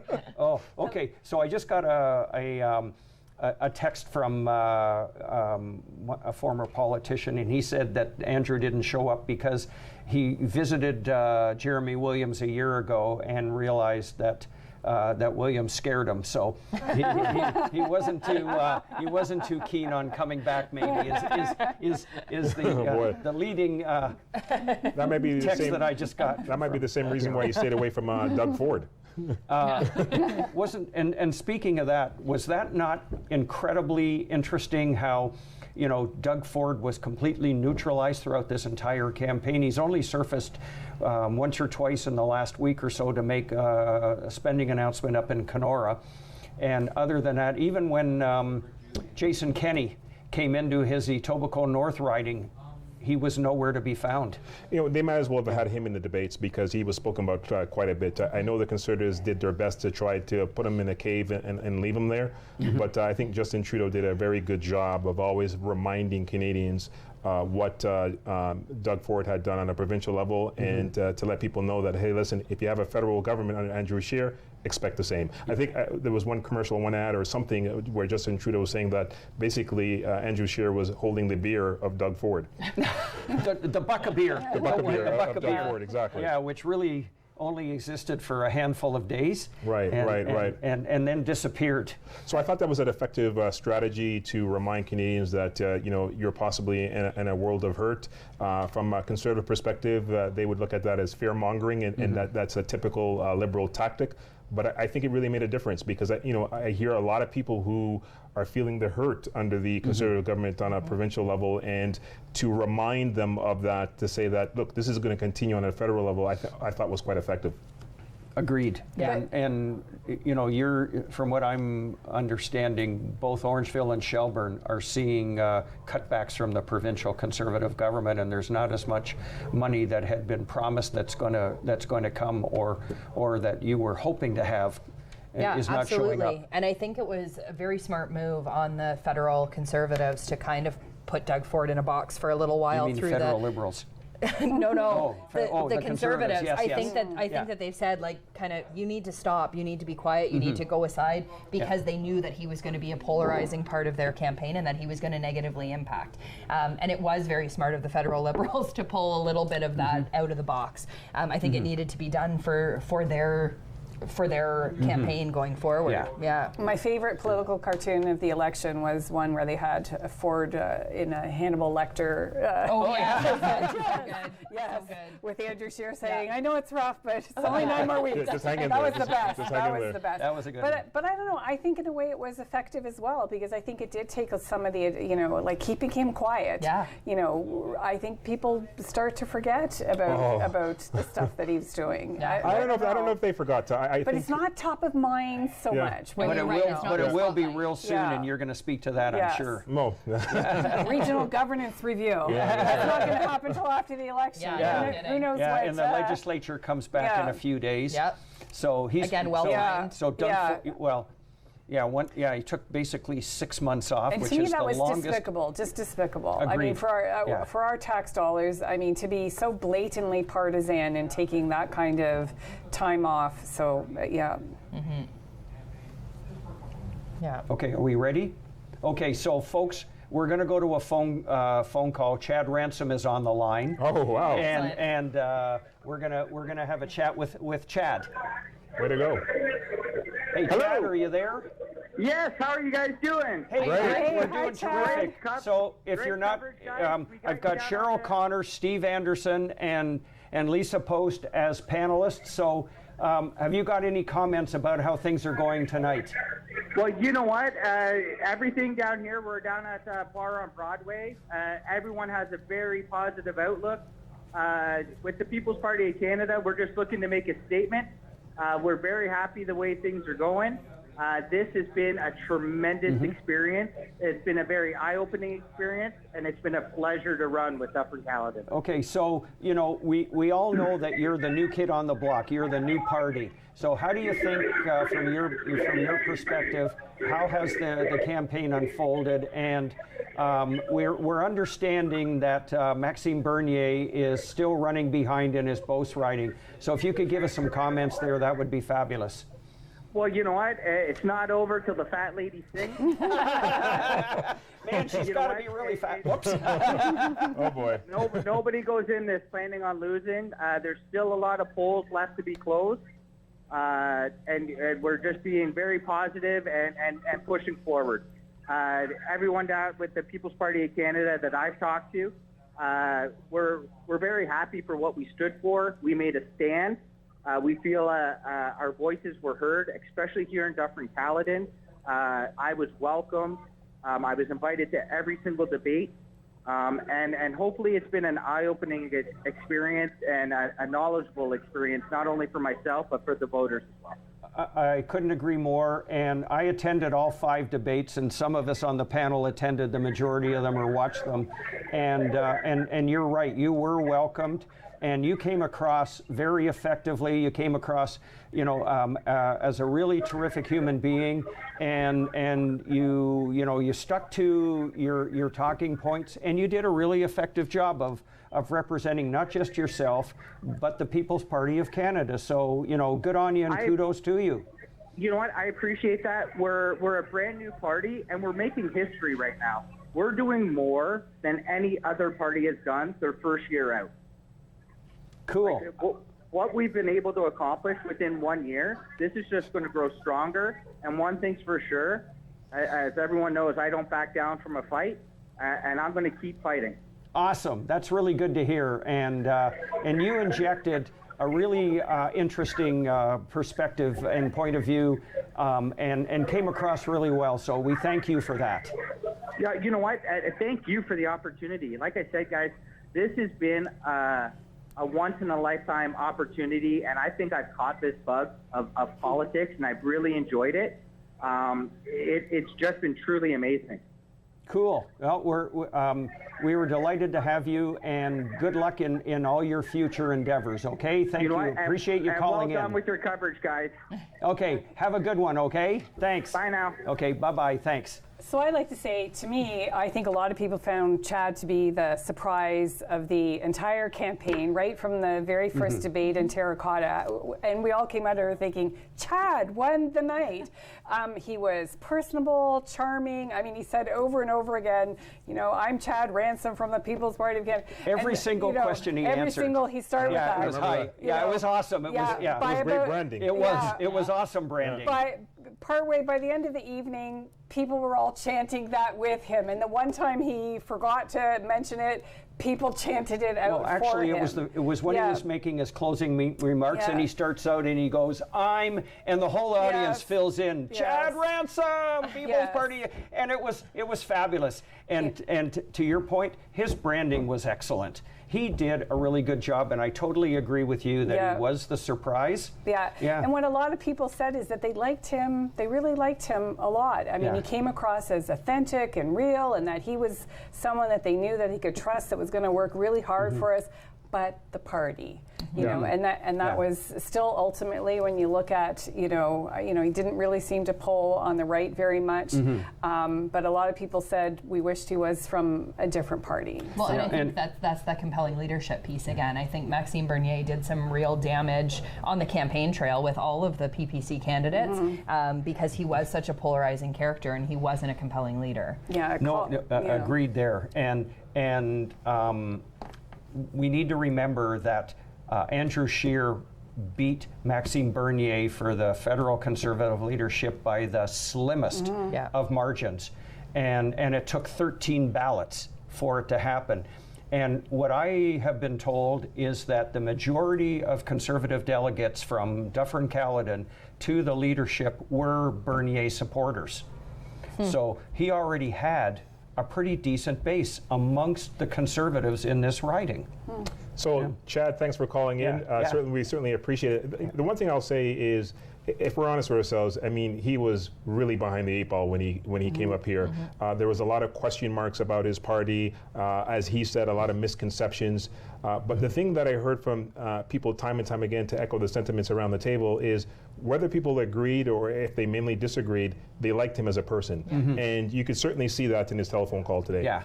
And Chad's views came across as more moderate than perhaps his leaders, and certainly, for sure. and certainly Maxime went very wrong when he referred to Greta Thunberg as mentally unstable. That was really, really offensive to a lot of people, and I think that his credibility, what there was there, really went away, because a lot of people can see, Definitely. For a young girl doing what she's done in the world, and someone on the autism spectrum, that was really despicable.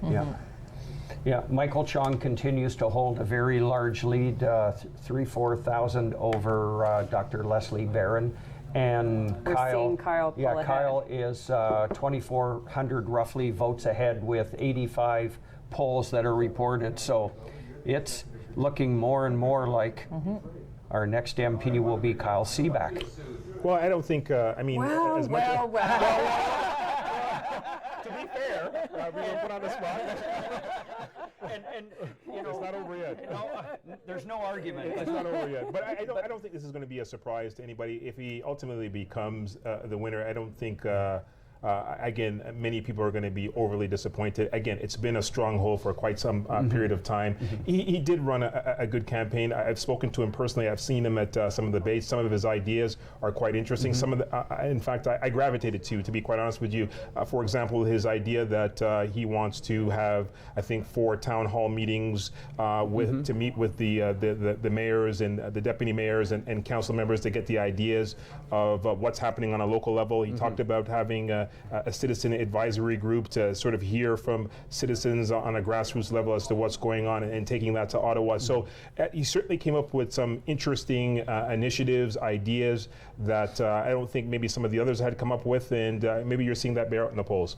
Well, the town hall, have to say, I mean, he did promise to have town halls, but he was afraid to come to a town hall in our community of Caledon. So that is definitely, I've met him. I was really looking forward to seeing him in an unscripted opportunity in Caledon, and I'll be curious to see, you know, how he's going to reach out to the people who didn't support him, and how you're going to have town halls if you're afraid of what people might ask you. So we'll see how he does with that. It's great to make a promise, but how are you going to be once you're MP? Because it doesn't go away.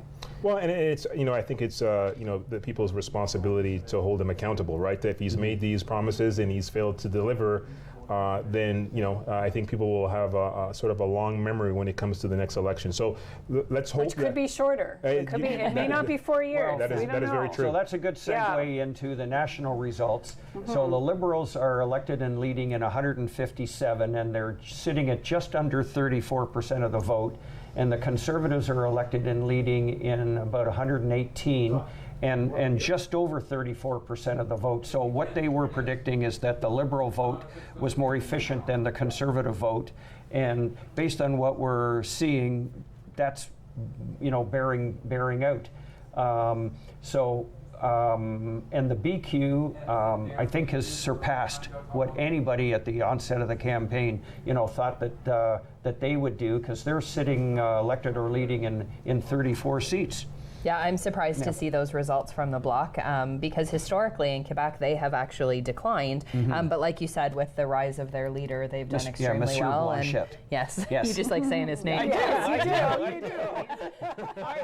I admit, I was impressed with the guy at the debates. Yeah, he was a surprise, but he wasn't unknown, so it was easy for him to be a surprise. But he far exceeded what the previous leader, Gilles Duceppe, had ever been able to do. And who can forget the unfortunate picture of Duceppe visiting some kind of a food type plant in Quebec and wearing that white thing that you have to wear, the cover piece, and he just looked. You know, it was like in the 72 or 74, where Stanfield was caught fumbling the football. And it looks like they've declared Kyle the winner. There was a check mark. Oh, was there? Okay, yeah. Breaking news. Breaking news. Oh, wow. Looks like and they've definitely predicted that Michael Chong will hold his seat in Wellington Halton Hills. That's actually a fairly easy victory for Michael. Yeah. Okay, there it is. Yep, and they predicted that Kyle has won because he's now roughly 2,700 votes ahead. Right. Than Michelle Fisher of the Liberal Party is. And I'll just come out and say that regardless of, I mean, obviously we were doing early predictions at the very beginning and not really sure how it was going to pan out, but certainly from my seat, and I'm sure with yours as well, Lisa, that regardless of who ends up on top, I look forward to working with that particular individual and making sure that our respective municipalities are not being sort of left out in the cold, and that some of the promises that have been made are going to be followed through on. So I look forward to meeting with Kyle when this is all said and done, and having those discussions that we had during the course of the campaign. Yeah, definitely. I echo those sentiments as well. I think from a municipal level, I think it'll be really important going forward, especially with some of the things that we've seen happen with the provincial government. I think we're going to need to rally behind whoever becomes our MP and really get on board and make some changes. Well, there's going to be a big job to be done. Absolutely, there is. By whoever gets elected, and at the moment, they've called Kyle as the winner. So. Well, I look forward to meeting him because I haven't, and I hopefully will be able to remind him that it is Dufferin-Caledon, because we really feel in Caledon that we were forgotten in this election, that the candidates, there were multiple events in Orangeville. I know the center of the world is Orangeville. Absolutely it is. Absolutely it is. And with a little sister in Shelburne, so I mean, you mentioned how we feel. That little sister's exploding. Yeah. That little sister's growing we actually really fast. have, lots of voters in Caledon. Yeah. Well, more voters in Caledon than there are in Dufferin County. Which is why it was a surprise to me that we really seemed to be left out of the election, and that it wasn't a focus for a lot of the candidates. So hopefully they'll. I do have to ask, have you felt that in the past, or was that unique to this election, just out of curiosity?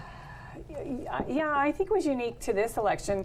Usually there would be 2 campaign offices for, that they would have one in Bolton as well. And, David Tilson still maintained an office in Bolton. I don't know what our new MP's intentions will be with Bolton, but Sylvia Jones did pull her Bolton office and only has one in Orangeville now. So more and more, the folks in Caledon are feeling, forgotten by our federal and provincial leaders. And there is a lot going on in Caledon. There sure is. Big issues, real changes, warehousing, trucks, safety on the roads, which I know impacts everybody up here, but there is some serious lack of internet. That's Dufferin County as well. There's nothing unique. That's right. Yeah. But still lots of those issues, but mostly feeling that we're that neglected. And I think the people in Bolton particularly feel, and they're still the largest voting, town population in Dufferin-Caledon, and they were virtually ignored during this election until it was, maybe pointed out in a few, last minute invitations, came in. But I think our new MP is going to have to, start to, reach out to our community, and, because, we're still seeing there's nothing there that's going to create a majority government, and we don't know, when there'll be another one. So, yeah.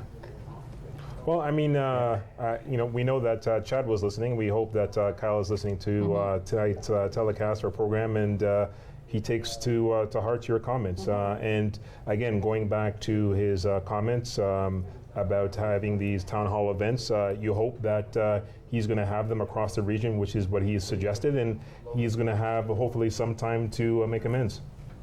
For sure. Yeah, and do what he says. What he said during the campaign he was going to do. Right. And that's really critical. Absolutely. Yeah, politicians cannot have thin skin. No, not at all. It's like, and he's been an MP, and he has to be. He so has to toughen up. He's done it before. Absolutely. Yeah, he has to be able to stand up in front of his constituents. And answer, for either what he does or he doesn't do. Answer for what their concerns are. Right. And then take that message to Ottawa and be a really, active, strong advocate for this riding. And I think a lot of people felt that over the last number of years, our previous MP hadn't been carrying that message nearly as strongly to Ottawa as he could have. And so, well, and as he had in years past, I think was the other part of it, is that in the last couple of years we could definitely see a decline in participation there. Okay, guys, I've got some more breaking. We've got Michael Chong on the line, and Michael is by far the winner in Wellington, Halton Hills. Michael, hello, can you hear me? I can hear you loud and clear. Oh, awesome. Hey, congratulations. What an incredible victory that you enjoy tonight. And thank you very much. We're sitting here as a panel, and we've been discussing both ridings, and we've been watching, you've won by over 4,000 votes.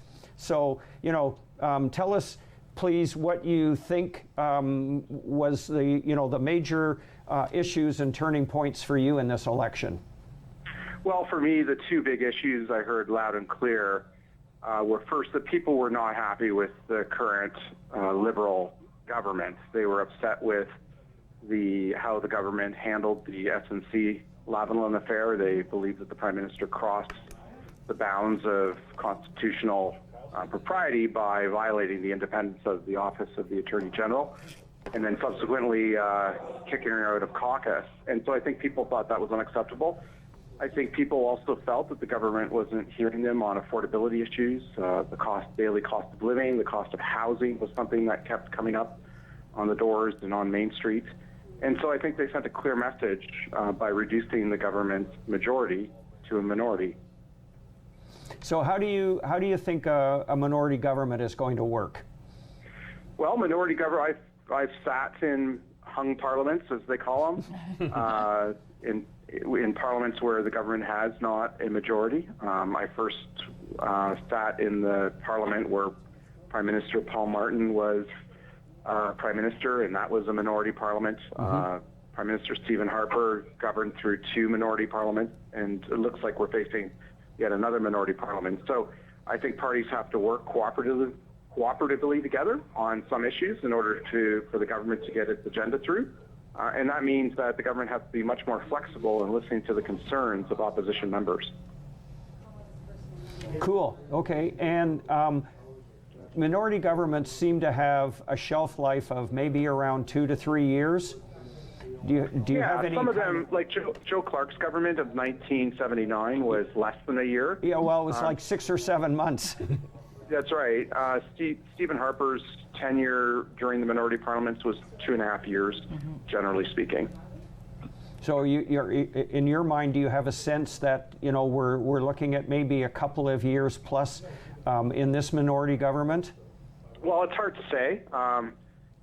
It depends how willing the government is willing to listen to the concerns of opposition members, listen to the concerns of people in other parts of the country.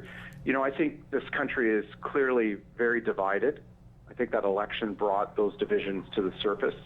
And I think the Prime Minister has a responsibility to acknowledge that he has presided over a country over the last 4 years where the divisions have deepened, and that he needs to do things differently in order to bring Canadians together rather than driving them further apart. Absolutely. So, let's hope that all the parties, will work together to make Canada better over the next, maybe 2 to 3 years in a minority government situation. Yeah, I agree. And I also think the other issue that came up during the campaign that constituents were talking to me about, that were expressing concerns to me about, was the issue of the environment. Clearly, a lot of voters, if you see the results coming in, felt that the environment, that the federal government needs to do a better job on environmental issues. That is another message I think I took from the doorsteps and from the thousands of people that I talked to in Wellington, Halton Hills. Okay, and you're absolutely right. Environment, and we've been talking about that tonight, is an absolutely huge critical issue as we move forward. And if you believe the science, where there's not that many years before we do irreparable damage and harm to where we live. Mm-hmm. Well, as I said said during the debates we had in Wellington, Halton Hills, the federal government needs to do a better job. Governments of the past in this country have failed to uphold our international commitments. We failed to uphold the Kyoto Protocol commitment. We're not going to meet Copenhagen in a mere 4 short months in 2020, and we're not currently on track to meet our Paris commitments. So governments have to be honest with Canadians about what we need to do, and also build a consensus, a political consensus on how to go forward to address this issue, one that heals some of the divisions we've seen in this country between East and West, and between the millennial generation and an older generation. Well put, and we look forward to seeing your contributions in the House of Commons over the next period of time during this minority government, and we very much appreciate you taking the time out of your victory party to speak with us. So thank you very much, Michael, and good luck. Thank you, Michael. Yeah. Thank you very much for having me. Congratulations. Okay. Thanks. Okay. Good night. Good night. Yeah, I just want to say congratulations, Michael. It sounds like the people of Wellington, Halton Hills are going to be very well represented again by Mr. Chong. It sounds like he's got his foot on the pedal and that he understands all the issues that are facing the area. So congratulations. Yeah, no, totally agree. I was happy to hear him talk about the environment as an issue, because that's not, normally the first issue coming out of the Conservatives' mouths. Yes. Yeah, and I found that quite interesting too, because you heard a lot about sort of repealing the carbon tax and seemingly the Conservatives not really getting the significance and the importance of the environment. So it is quite refreshing to hear at least an acknowledgement that that needs to be paid attention to. Agreed, and I think it's probably fairly safe to say that Michael Chong would be on what used to be called the progressive conservative side of the fence. Definitely. And from that perspective, what he talked about in the environment made perfect sense. Yeah, definitely. So we're going to hope and look forward to Michael Chong, pushing the environmental issues within his caucus, on behalf of his constituents in Wellington, Halton Hills. So let's talk about Andrew Scheer. There's a lot of talk that this was a referendum on Trudeau's leadership, but what does this say about Andrew Scheer's leadership? And does anyone think we'll see him step down or a leadership challenge? That's a great question, because I think just prior, I think it was about a day or two ago, they were already talking about who might replace him before the results even came out. So I don't know whether he survives this or not. I'm inclined to say no, for the simple fact that you pointed out, Lisa, earlier, is that I find that he's having difficulty, like Elizabeth May, resonating with Canadians. Yeah, I think he's lacking the likability factor for sure. And I would not be surprised if we see them pull the plug on him very quickly. And do you think, like you said, a few days ago, it looked like they were already interviewing new potential candidates. I think it was Peter MacKay, actually. Peter MacKay. Well, apparently Peter MacKay has been campaigning in all kinds of ridings for Conservative candidates in the GTA and extended areas. Well, and in order for the Conservatives to take that next step in the next election and win a majority government, they're going to need to have a much more compelling leader than they've seen in Andrew Scheer. Well, and the interesting part about Peter MacKay is, as I was saying about Michael Chong, he'd be considered on the progressive conservative side of the political fence. And that would be, I believe, a major change from the Conservatives going very right-wing over the last few elections, starting with Stockwell Day and then Stephen Harper and now Andrew Scheer. Well, and it's interesting that you say that, because it seems like once they've dropped the progressive out of their name, they've dropped the progressive out of their platform as well, and that they did lose a lot of those social votes. There's fiscal responsibility, and that's super important, but not at the harm of social responsibility. Yeah, and I do think that most Canadians fall in the center. I mean, that's where we are. We might go a little to the left or a little to the right, but when we start to go too far Either way, there will be a swing back again. I mean, we expect that will happen at the provincial level, that there'll be a big swing back again, that sometimes we have those anomaly elections where a leader has become so unpopular that it's just that that person out. That was the provincial election, completely. But this, I'm going to interrupt you guys because we've got Ian Magoon on the line, who's was the campaign manager for Stefan Wiesen of the Green Party. Ian, are you there? Yes, I am here. Hey, Ian, it's Bruce, and I've got Lisa, Stephen, and Cheryl with me. I don't know if you've been watching the results as they've come in our discussion, but welcome to election night 2019. Thank you. So talk to us a little bit about how you feel that the Green Party and Stefan did in this election campaign. Well, we had a pretty exciting moment here when the first poll came. Yeah, we saw that and we acknowledged that. Yes. We were hoping that trend was going to continue for the evening. However, looks like the voters have decided to put Mr. Seebeck in. For sure, and because we don't have access to it, are you able to share with us where the majority of the Green vote came from? you know, in terms of Orangeville, Mono, Mulmer, was that where your areas of strength were? Or did you get a reasonable vote in the Caledon area? We don't have that data yet, so at this point I don't know. Okay, no, fair enough. And so you guys are feeling okay with how things have turned out? Well, we were hoping for a little stronger result here, but you can't win them all. But we've built a very good team here this time, and we're ready for next time. And I think you'll see a better result next time. Cool. So you know, when we watched Stefan at the 5 all candidates meeting, the consensus of the panel is that he was a very strong, compelling candidate who was able to articulate, you know, the Green Party platform and where he stood. And so from that standpoint, I think we all feel that Stefan did a very good, credible job representing the Green Party in this riding. Absolutely. He is, in my opinion, the most... Yeah, and I said hi to him today. He was standing on the corner of First and Broadway, waving a flag and waving at the passing motorists. I saw him today as well. Yeah, so I went up and said hi to him and wished him well for tonight. Well, we've got ourselves a fabulous candidate and just a great individual in person. And he can speak 4 languages. He's worked all over the world. He's eminently qualified to be your MPP or MP. So hopefully next time. All right. Well, we thank you very much for calling in and speaking to us on this phone call, and we wish you guys nothing but the best in the coming future. So thank you very much for calling, Ian. All right. Well, thank you for giving us a shot, and have yourself a great evening. And thank you to all the voters who supported us, and thank you to everybody who showed up and voted tonight. For sure. Okay. Take care, Ian. Thank you. Thanks, Ian. Good night. Good night.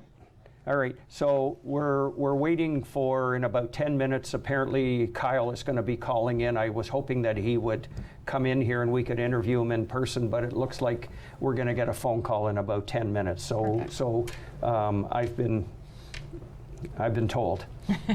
Well, I just want to comment on, we've heard from Chad and Ian, and I just want to say, this is what Canadians expect. This is the Canadian way. They're disappointed. There's no question about it. You heard that they were hoping to do better, but from the two of them, just this sense of still optimism, sort of respect for the voters. I think that's very refreshing, especially in light of the fact that we were talking about a nasty campaign. To see that this sort of conduct and behavior coming out of these individuals, despite the fact that they didn't get what they were looking for, again, I think is pretty refreshing. Yep, cool. And I've been told that Jagmeet Singh is in a really tight race in his own riding, and he's up right now by about 4%, but not a lot of polls have been reported. So. Yeah, that would be the upset of the night. Yeah, absolutely. For sure, because all the other leaders, are either elected or safe. Because Andrew, still, we don't have results in from Saskatchewan yet. Yeah, but we're assuming Andrew is safe. Well, that's the assumption. Yeah, but according to what I'm reading, Jagmeet is not a definite winner yet. He's in a tough race, and he didn't. When he won his by-election in the last year, he didn't win by a whole lot, and that was a very hard-fought, tight race. Yeah. That is a bit of a surprise, again, considering how we all felt he was polling and his popularity and how he did in debates, etc. For him to be in the kind of a tight race that he's in is quite surprising. Yep, and I just got the word that Scheer is safe. In his surprise. We're not surprised to hear that. No, I know you're not surprised to hear that. But I just got the word. Yes, if Kyle can hold on to Dufferin-Caledon, it would be cataclysmic if Andrew Scheer lost his seat. Yeah, absolutely. That's So last I heard, Jane Philpott was still running behind. Last I heard, Jody Wilson-Raybould was running in third place in her riding of Vancouver Granville. But again, it's early results. early over there, Yeah. And we just don't have enough information to make any kind of an intelligent decision on that. We're doing some slow counting in Dufferin-Caledon. Okay, guys, I'm going to break again because we have Michelle Fisher on the line. Hey, Michelle, are you there? Hi, Bruce. I am indeed. Hey, awesome. Thanks for coming on and phoning us. We greatly appreciate it. So I've got Cheryl Connors and Steve Anderson and Lisa Post on the panel, and they've been doing an absolutely awesome job. So talk to us about the election results, please. I don't know the election results, Bruce. Okay. Where do you know where we are in terms of votes? No, Rachel's on her way to come and talk to me. So I know that that the Liberals were running behind in our riding. Okay. And that's what I know so far. Okay. The election race has been called for Kyle already. He is now 4,000 votes ahead of you, unfortunately, at this point. And that's with more than half of the polls reporting. Okay. So, question is, if we knew where the vote results were coming from, which unfortunately we don't, that would give us a much better idea of where things are. Right. Sorry, I don't have that information for you, Bruce. Okay. Does any... Okay. Hopefully we'll get a chance to talk to you again in a little while, okay? Okay, sounds good. Alrighty, thanks, Michelle. Okay, thanks all of you. Okay, bye-bye. Okay, bye-bye. Bye-bye. Wow, I don't know what you say. Well, I was just told that they thought that she already knew that Kyle had won. That's uncomfortable. Yeah, it is uncomfortable. I felt really bad. You could hear that in her voice. It's heartbreaking. Yeah. And I've been involved in election campaigns where when you're in a particular candidate's campaign office or you're already at the victory party, you just don't know, and you're not getting the information in fast enough. I remember in the 1985 provincial election, I was the riding president in York North for Greg Sorbera, and he's sitting at home in his home in Maple, and he's already won and he doesn't know it. And it's because the CBC and CTV were way behind in reporting the results, and he actually had a really good majority victory. And so I understand where Michelle's coming from, because sometimes the candidates are the last ones to know. Well, and I think your team, I mean, you need to go into an election thinking, I'm going to win. I'm confident I'm going to win. And I think her team is going to surround her with positivity, and she's probably feeling like, I've got this, I'm going to win. Yeah. And gosh, you're the one to have to tell us. The bearer of bad news. I was trying not to. I know. When you're doing a hard-fought campaign, you're in a bit of a bubble. There's no question about it. I'm still a bit surprised that it seemed that she had no idea. Certainly, you don't want to find out on live television that the election has been called in the riding. But I agree. It was somewhat awkward. I felt kind of badly, and hopefully we'll hear from her later on this evening as to what her thoughts are once she has an opportunity to gather them. Once she's had a time to process that. Absolutely. Well, as she said, she hadn't heard from her campaign manager, Rachel, exactly what was going on. And I know from talking with them, that they had been counting on a huge turnout at the south end of Caledon. Right. And again, because we have no individual poll results, for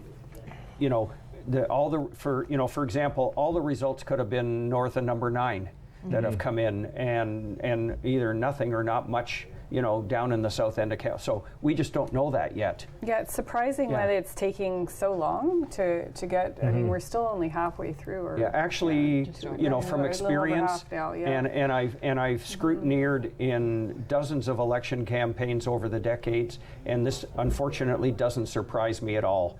I've been in polling stations where there's 6, 7, 8, 9 polls. And you can have almost all of them totally finished, and 1 or 2 still haven't even opened the ballot box because they can't figure out how to fill out the paperwork that everybody else has filled out really fast. And from a scrutineer standpoint, that's always been incredibly frustrating. And you're not allowed to touch anything as a scrutineer. And I've desperately, over the years, wanted to pitch in and help because I knew what to do and they didn't. But that's democracy. That's the way our system works. So, you know, we have to be patient. And we just have to wait, and we can't leave yet. That's the bottom line, okay? And watching Michelle, you know, at the town halls and debates that went on, I mean, you know, people really spoke to her passion, her integrity. I mean, she kept everything beyond clean. I mean, at the final one, she said something nice about every other candidate that she was running against. Have you ever witnessed or experienced that? Never ever seen that before. Me neither. Because it actually shocked me. It was. I mean, you know, and you're at the end of the day, it's still a competition, and you're trying to beat the other. But her, the goodness of her character and her spirit just, you know, shines through all the time. It was admirable to Michelle see. ran an absolutely wonderful campaign. And I thought what was really great to watch with Michelle is that she could really speak to the Liberal Party platform well. But even better than that, she could relate it to Dufferin-Caledon and how it was relevant and how what she could do in Ottawa would make a difference. She was really able to articulate that extremely well. And I think because of that, she was a very good candidate, and I have to congratulate her on a very well-run campaign. So perfect. Yeah, so as a woman, I was really looking forward to, you know, I mean, because she spoke so well to women's issues and passionately, and as a new mom, and talked about, you know, something many of us do, having to balance, you know, being a mom with working and how much thought she'd put into how that was going to work, and I think she would have been outstanding at it. So I'm disappointed for her, and you could hear that in her voice, and I just wanted to hug her. I know. I think there's a lot of us that are disappointed because your points are all well made, and you know, she worked really hard to be the MP, and she put on a really good campaign, and her character is unassailable, and you know, a lot of integrity, and she blew us away, didn't she? When she individually, you know, stood up and said, "I'm going to say some good things about every one of my opponents," and she did. Even the one that wasn't there. Yeah, even the one that wasn't there. Yeah, which she could have easily taken a shot at him. Yeah. Well, no, or yeah, said nothing. Or said nothing, but. But that's Michelle. I mean, she you know, and that I mean, she really had this special quality that resonated from her when she talked. This positivity and very charismatic, and and from that female perspective as well, it was nice to see, like you said, a female leader in there. As far back in my history that I know, there has never been a female MP representing our area. So it would have been really nice to see. We all love to see women in politics, and I know I advocate for it heavily. So you know, kudos to Michelle for and what women's she did. issues are a part of this campaign, even though people didn't want to talk about it. But the Campaign Life Coalition has been running you know, a well-financed, you know, very strategic campaign that could have put women's reproductive rights, you know, way back, and that was a big concern to me and many of the women that I know. So well, they came out and listed 67 Conservative candidates that supported that Coalition for Life, and Kyle Seebeck's name was on that list. Yeah, and we definitely, and we all saw the letters during the nomination process from the Parents as First Educators and Campaign Life Coalition, asking people to go out and support Kyle Seebeck. Now, he has said that he's not affiliated with those organizations. And that those were from his past, But those were current endorsements. They weren't past endorsements, and you know, I mean, we'll see if you know if there's a private members bill. I don't think they're going to have the numbers to get it passed. Yeah, and Kyle has said emphatically at all the debates that he's going to be his own MP, and that he's going to vote according to his conscience, as opposed to how the party whips are demanding that their members vote. So we can hope in a huge way that when it comes to these subjects, that he respects. Well, on that issue, he says he's pro-life, but he would vote according to his constituents' wishes. My concern is, which constituents, though. That Yeah. was always my concern when he said that. Like, who would he be listening to?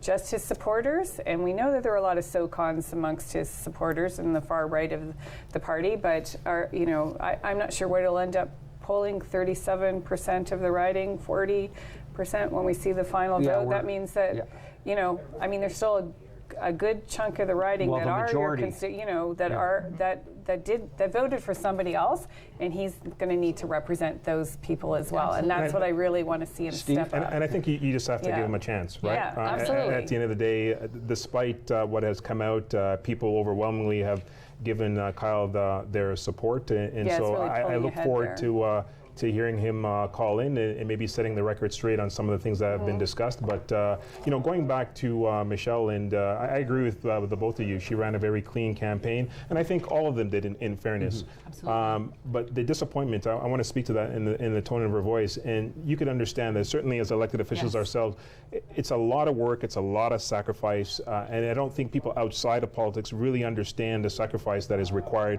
especially somebody who recently just had a baby and yet is still on the campaign trail, knocking on doors and trying to resonate with the constituents out there. So I commend her. Michelle, if you're still listening, keep your head up high. You ran a fantastic campaign. Yeah. And there's nothing to be overly disappointed about. You still connected with a lot of people within the county itself, and congratulations to you for running what everybody agrees a clean campaign. Perfect. Well said. Well said. Because she has a lot that she can be proud of.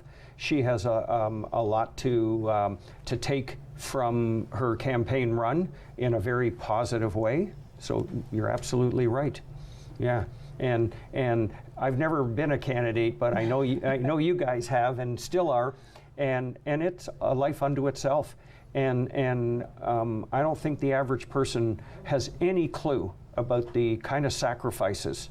Well, and I think even the people who live with you don't understand the full extent of the sacrifice that you make, and how public your life becomes. And that last month, especially of the campaign, you eat, sleep, and breathe it. So okay, cool. So we're going to go back to the streeters, and we're going to listen to them answer the question: who are you voting for and why?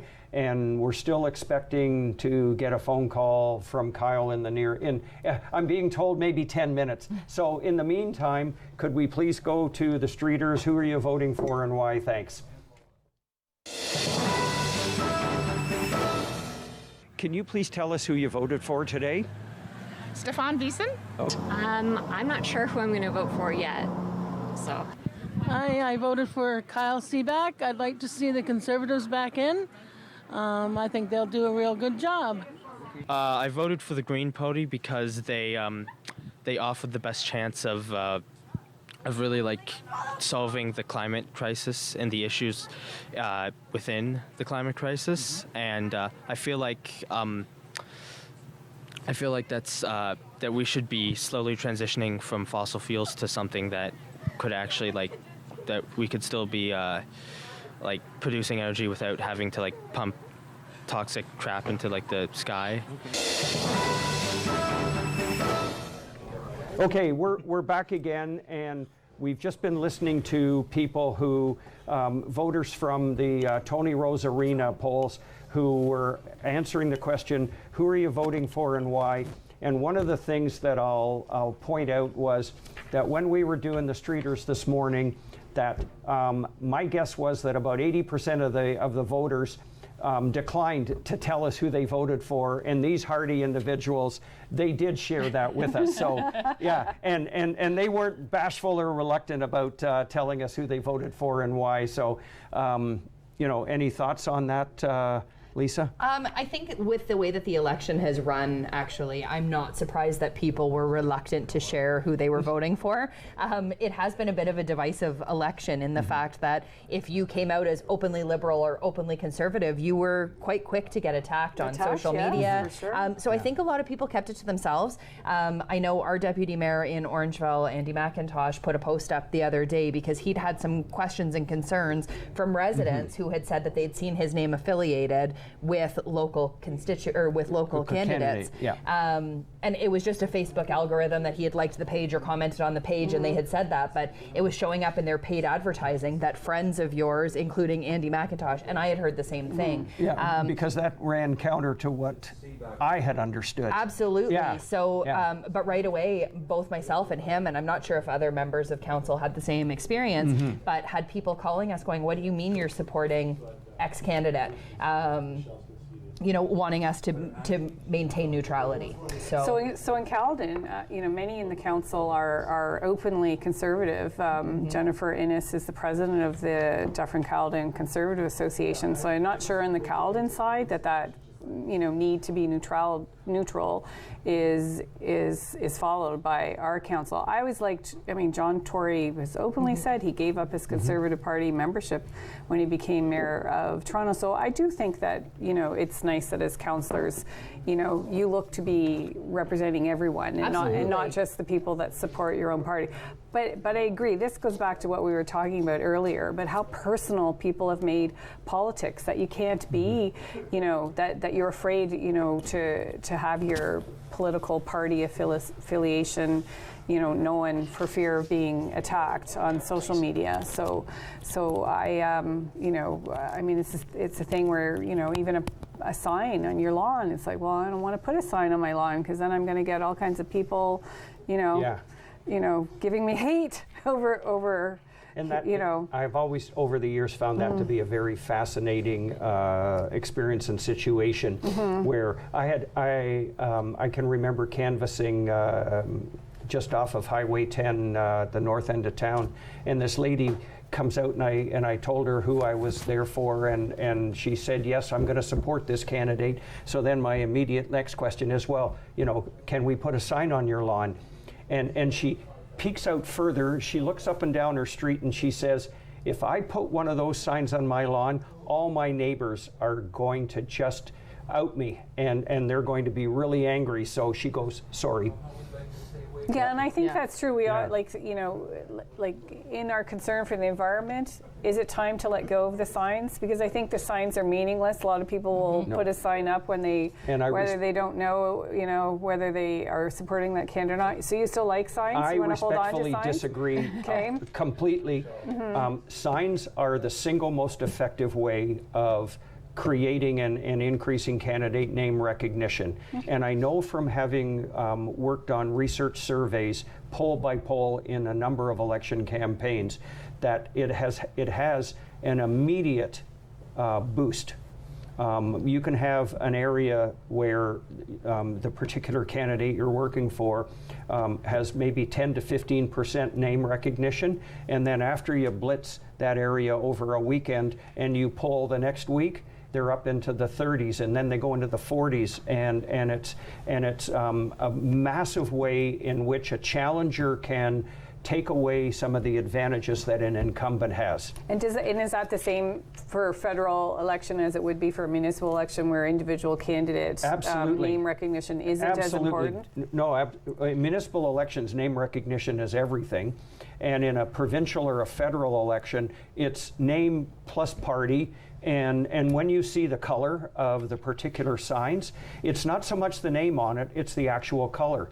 And then when people see the color, then they see the name. And that resonates. And that's how, especially if you're a challenger, you establish yourself and you increase your name recognition. Well, and it's quite interesting that you say that, because during the recent municipal election, my signs are orange because I live in Orangeville. But people associated that with NDP and right away said to me, well, I won't vote for you if you're an NDP. And I'm like, but I don't hold a card to any party. Like, what are you talking about? No, she's purple. I'm purple. She's purple. Well, purple is affiliated with the party now. That's right. You're going to have to be careful. And I did tease. Have to have a new scarf now. Well, we still are generating a lot of single-use plastics with those bag signs. Absolutely. So perhaps we can find some more environmentally friendly. There's no argument there, okay? Which is interesting because I'd like to get back to talking about this potential coalition government with the Liberals and NDP, and what kind of deals could be made by Mr. Singh. National pharmacare, more aggressive policies on moving closer to meeting our Paris, requirements. I mean, I love coalition governments. I think it's going to be fascinating to watch. It'll be very interesting to watch. If these national results hold, the Liberals need 12 votes in order to carry, a vote in the House of Commons. And the big question is, to Cheryl's point, is where are those 12 votes going to come from? Because at this point, it looks like the Liberals are going to fall a little short of a majority government. And you've got the Bloc sitting at 32, the NDP currently sitting at 2024, and the Greens at 3. Now, the 3 members for the Greens don't give the Liberals enough votes to carry any vote. And so they're going to need support of either the Bloc or the NDP or individual candidates from both parties. And I think you'll probably see quite a bit of those votes come from the NDP. I don't think during the campaign that I think Jagmeet made it very clear that he was open to working with Justin Trudeau on the benefit of Canadians. He was very clear in saying that he had no appetite in working with Andrew Scheer. So I think with a coalition government, I agree. I don't actually mind coalition and minority governments because I think it forces the parties to work together, and I think Canadians win in that situation. Yeah, I agree with you. I think that it'll be an interesting one, and a lot of their thoughts on some of the bigger social issues really aligned well with the Liberals and the NDP, and I think that we could see some positive movement in some of those things under a coalition government. Where I think it's going to be interesting is anything related to oil, whether it's the pipeline or whether it's getting Alberta oil out of the ground and to Tidewater. Because the NDP, Jagmeet Singh, has clearly come out against that. But I think he was softer on it because he still said we spent all this money, we've got to do something with it. So I don't think that they're as far apart that they will be able to find some alignment there. So the issue will be, National Farm Care is what he talked about an awful lot during the election, and I think the Liberals didn't talk about it so much, which made me think that they were walking that back a bit. They persuaded Eric Hoskins to resign as the Minister of Health in Kathleen Wynne's government to take over studying that, and he produced a report that indicated that the Liberals should be going, full force into pharmacare. But I agree, we haven't heard much about it from the Liberals during the campaign. But we heard a lot about it from the NDP during the campaign. Yeah. So and I would think, the Greens. So that could definitely be one of the platform pieces that Jagmeet and the NDP push for on coalition. Well, certainly, if you're Justin Trudeau, you want to build a coalition of the willing. And if I'm Justin, absolutely, I'm starting with the low-hanging fruit on things that you're likely to get agreement with. Before you get to these major contentious issues. We talked about the shelf life for these kinds of governments are about 2.5 years or so. And so if I'm Justin Trudeau, one of the first things I'm thinking about is how could I get a number of yeses out of the NDP to let them feel that they're being listened to and I could keep my government alive. So do you guys feel that there will be an actual agreement like there was between David Peterson and Bob Rae when he was the NDP leader back in '85? And just a bit of history, the Liberals actually won less seats than Frank Miller's Progressive Conservatives did. And he faced the House and lost a vote of non-confidence. And then Peterson and Rae made a pact. Harper did not do that, and Martin did not do that. What do you guys feel will happen this time? I think time will tell whether Justin Trudeau feels that that's necessary. Do you think it'll be like a issue by issue, or do you think that they'll actually sit down and maybe hammer out some kind of a pact where the NDP will support the Liberals for, say, two to 3 years? I'm starting to think it's going to be issue by issue. That's just my thought. I agree too. Okay. Yeah. And I agree with that as well. I think the Liberals have more to lose by making it a coalition, and both are going to want to I'm going to interrupt differentiate now. themselves. Thank you. Yes. We've got Kyle Seebeck on the phone. Kyle, are you there? I'm here, yes. Hey, Kyle, it's Bruce, and I've got Cheryl, Steve, and Lisa with me. And congratulations on your victory. You've earned a well-fought victory. So tell us, what's going on with you right now? Just really happy. We had a great group of people working on my campaign. We all took the Better Ballot pledge here in Dufferin-Caledon, so we ran a very positive issue-based campaign. And, I congratulate all the other candidates for doing the same thing. I'm just really, as you can imagine, pretty overcome with emotion right now. Pretty happy and looking forward to getting to work for the people of Dufferin-Caledon. That's awesome, and we've been talking about that tonight and how important it is for you to keep your promises that you've made at the all candidates meeting during the campaign in terms of being open and accessible to constituents and holding I think it's 4 town hall meetings a year and giving the residents of Dufferin-Caledon the opportunity to express their hopes, their fears, their desires in terms of, what kind of a government they want. Absolutely. That was my firm commitment. I'm going to hold 4 town halls a year. I'm going to hold them in different parts of the riding because we have a riding that's very different in different areas. So I want to make sure all parts of the riding get the chance to be heard. My view on town halls is I want to hear the good, the bad, and the ugly as long as we exchange, respectful dialogue with each other. So I can't wait to get going on that. I can't wait to start serving the people of Dufferin-Caledon. Okay, so putting you on the spot, typically our MP has a constituency office in Orangeville, and at times there's also been one in Bolton. Are you prepared to give us any kind of a commitment on having a Bolton office and giving Caledon some more? I don't know. I want to have 2 offices. I think it makes sense in a riding like this, but right now, my focus is going to be to get 1 office up and running because, going without services from a federal member of parliament for 3 or 4 weeks, which is generally the time it takes to put up an office, I want to move really quickly on that.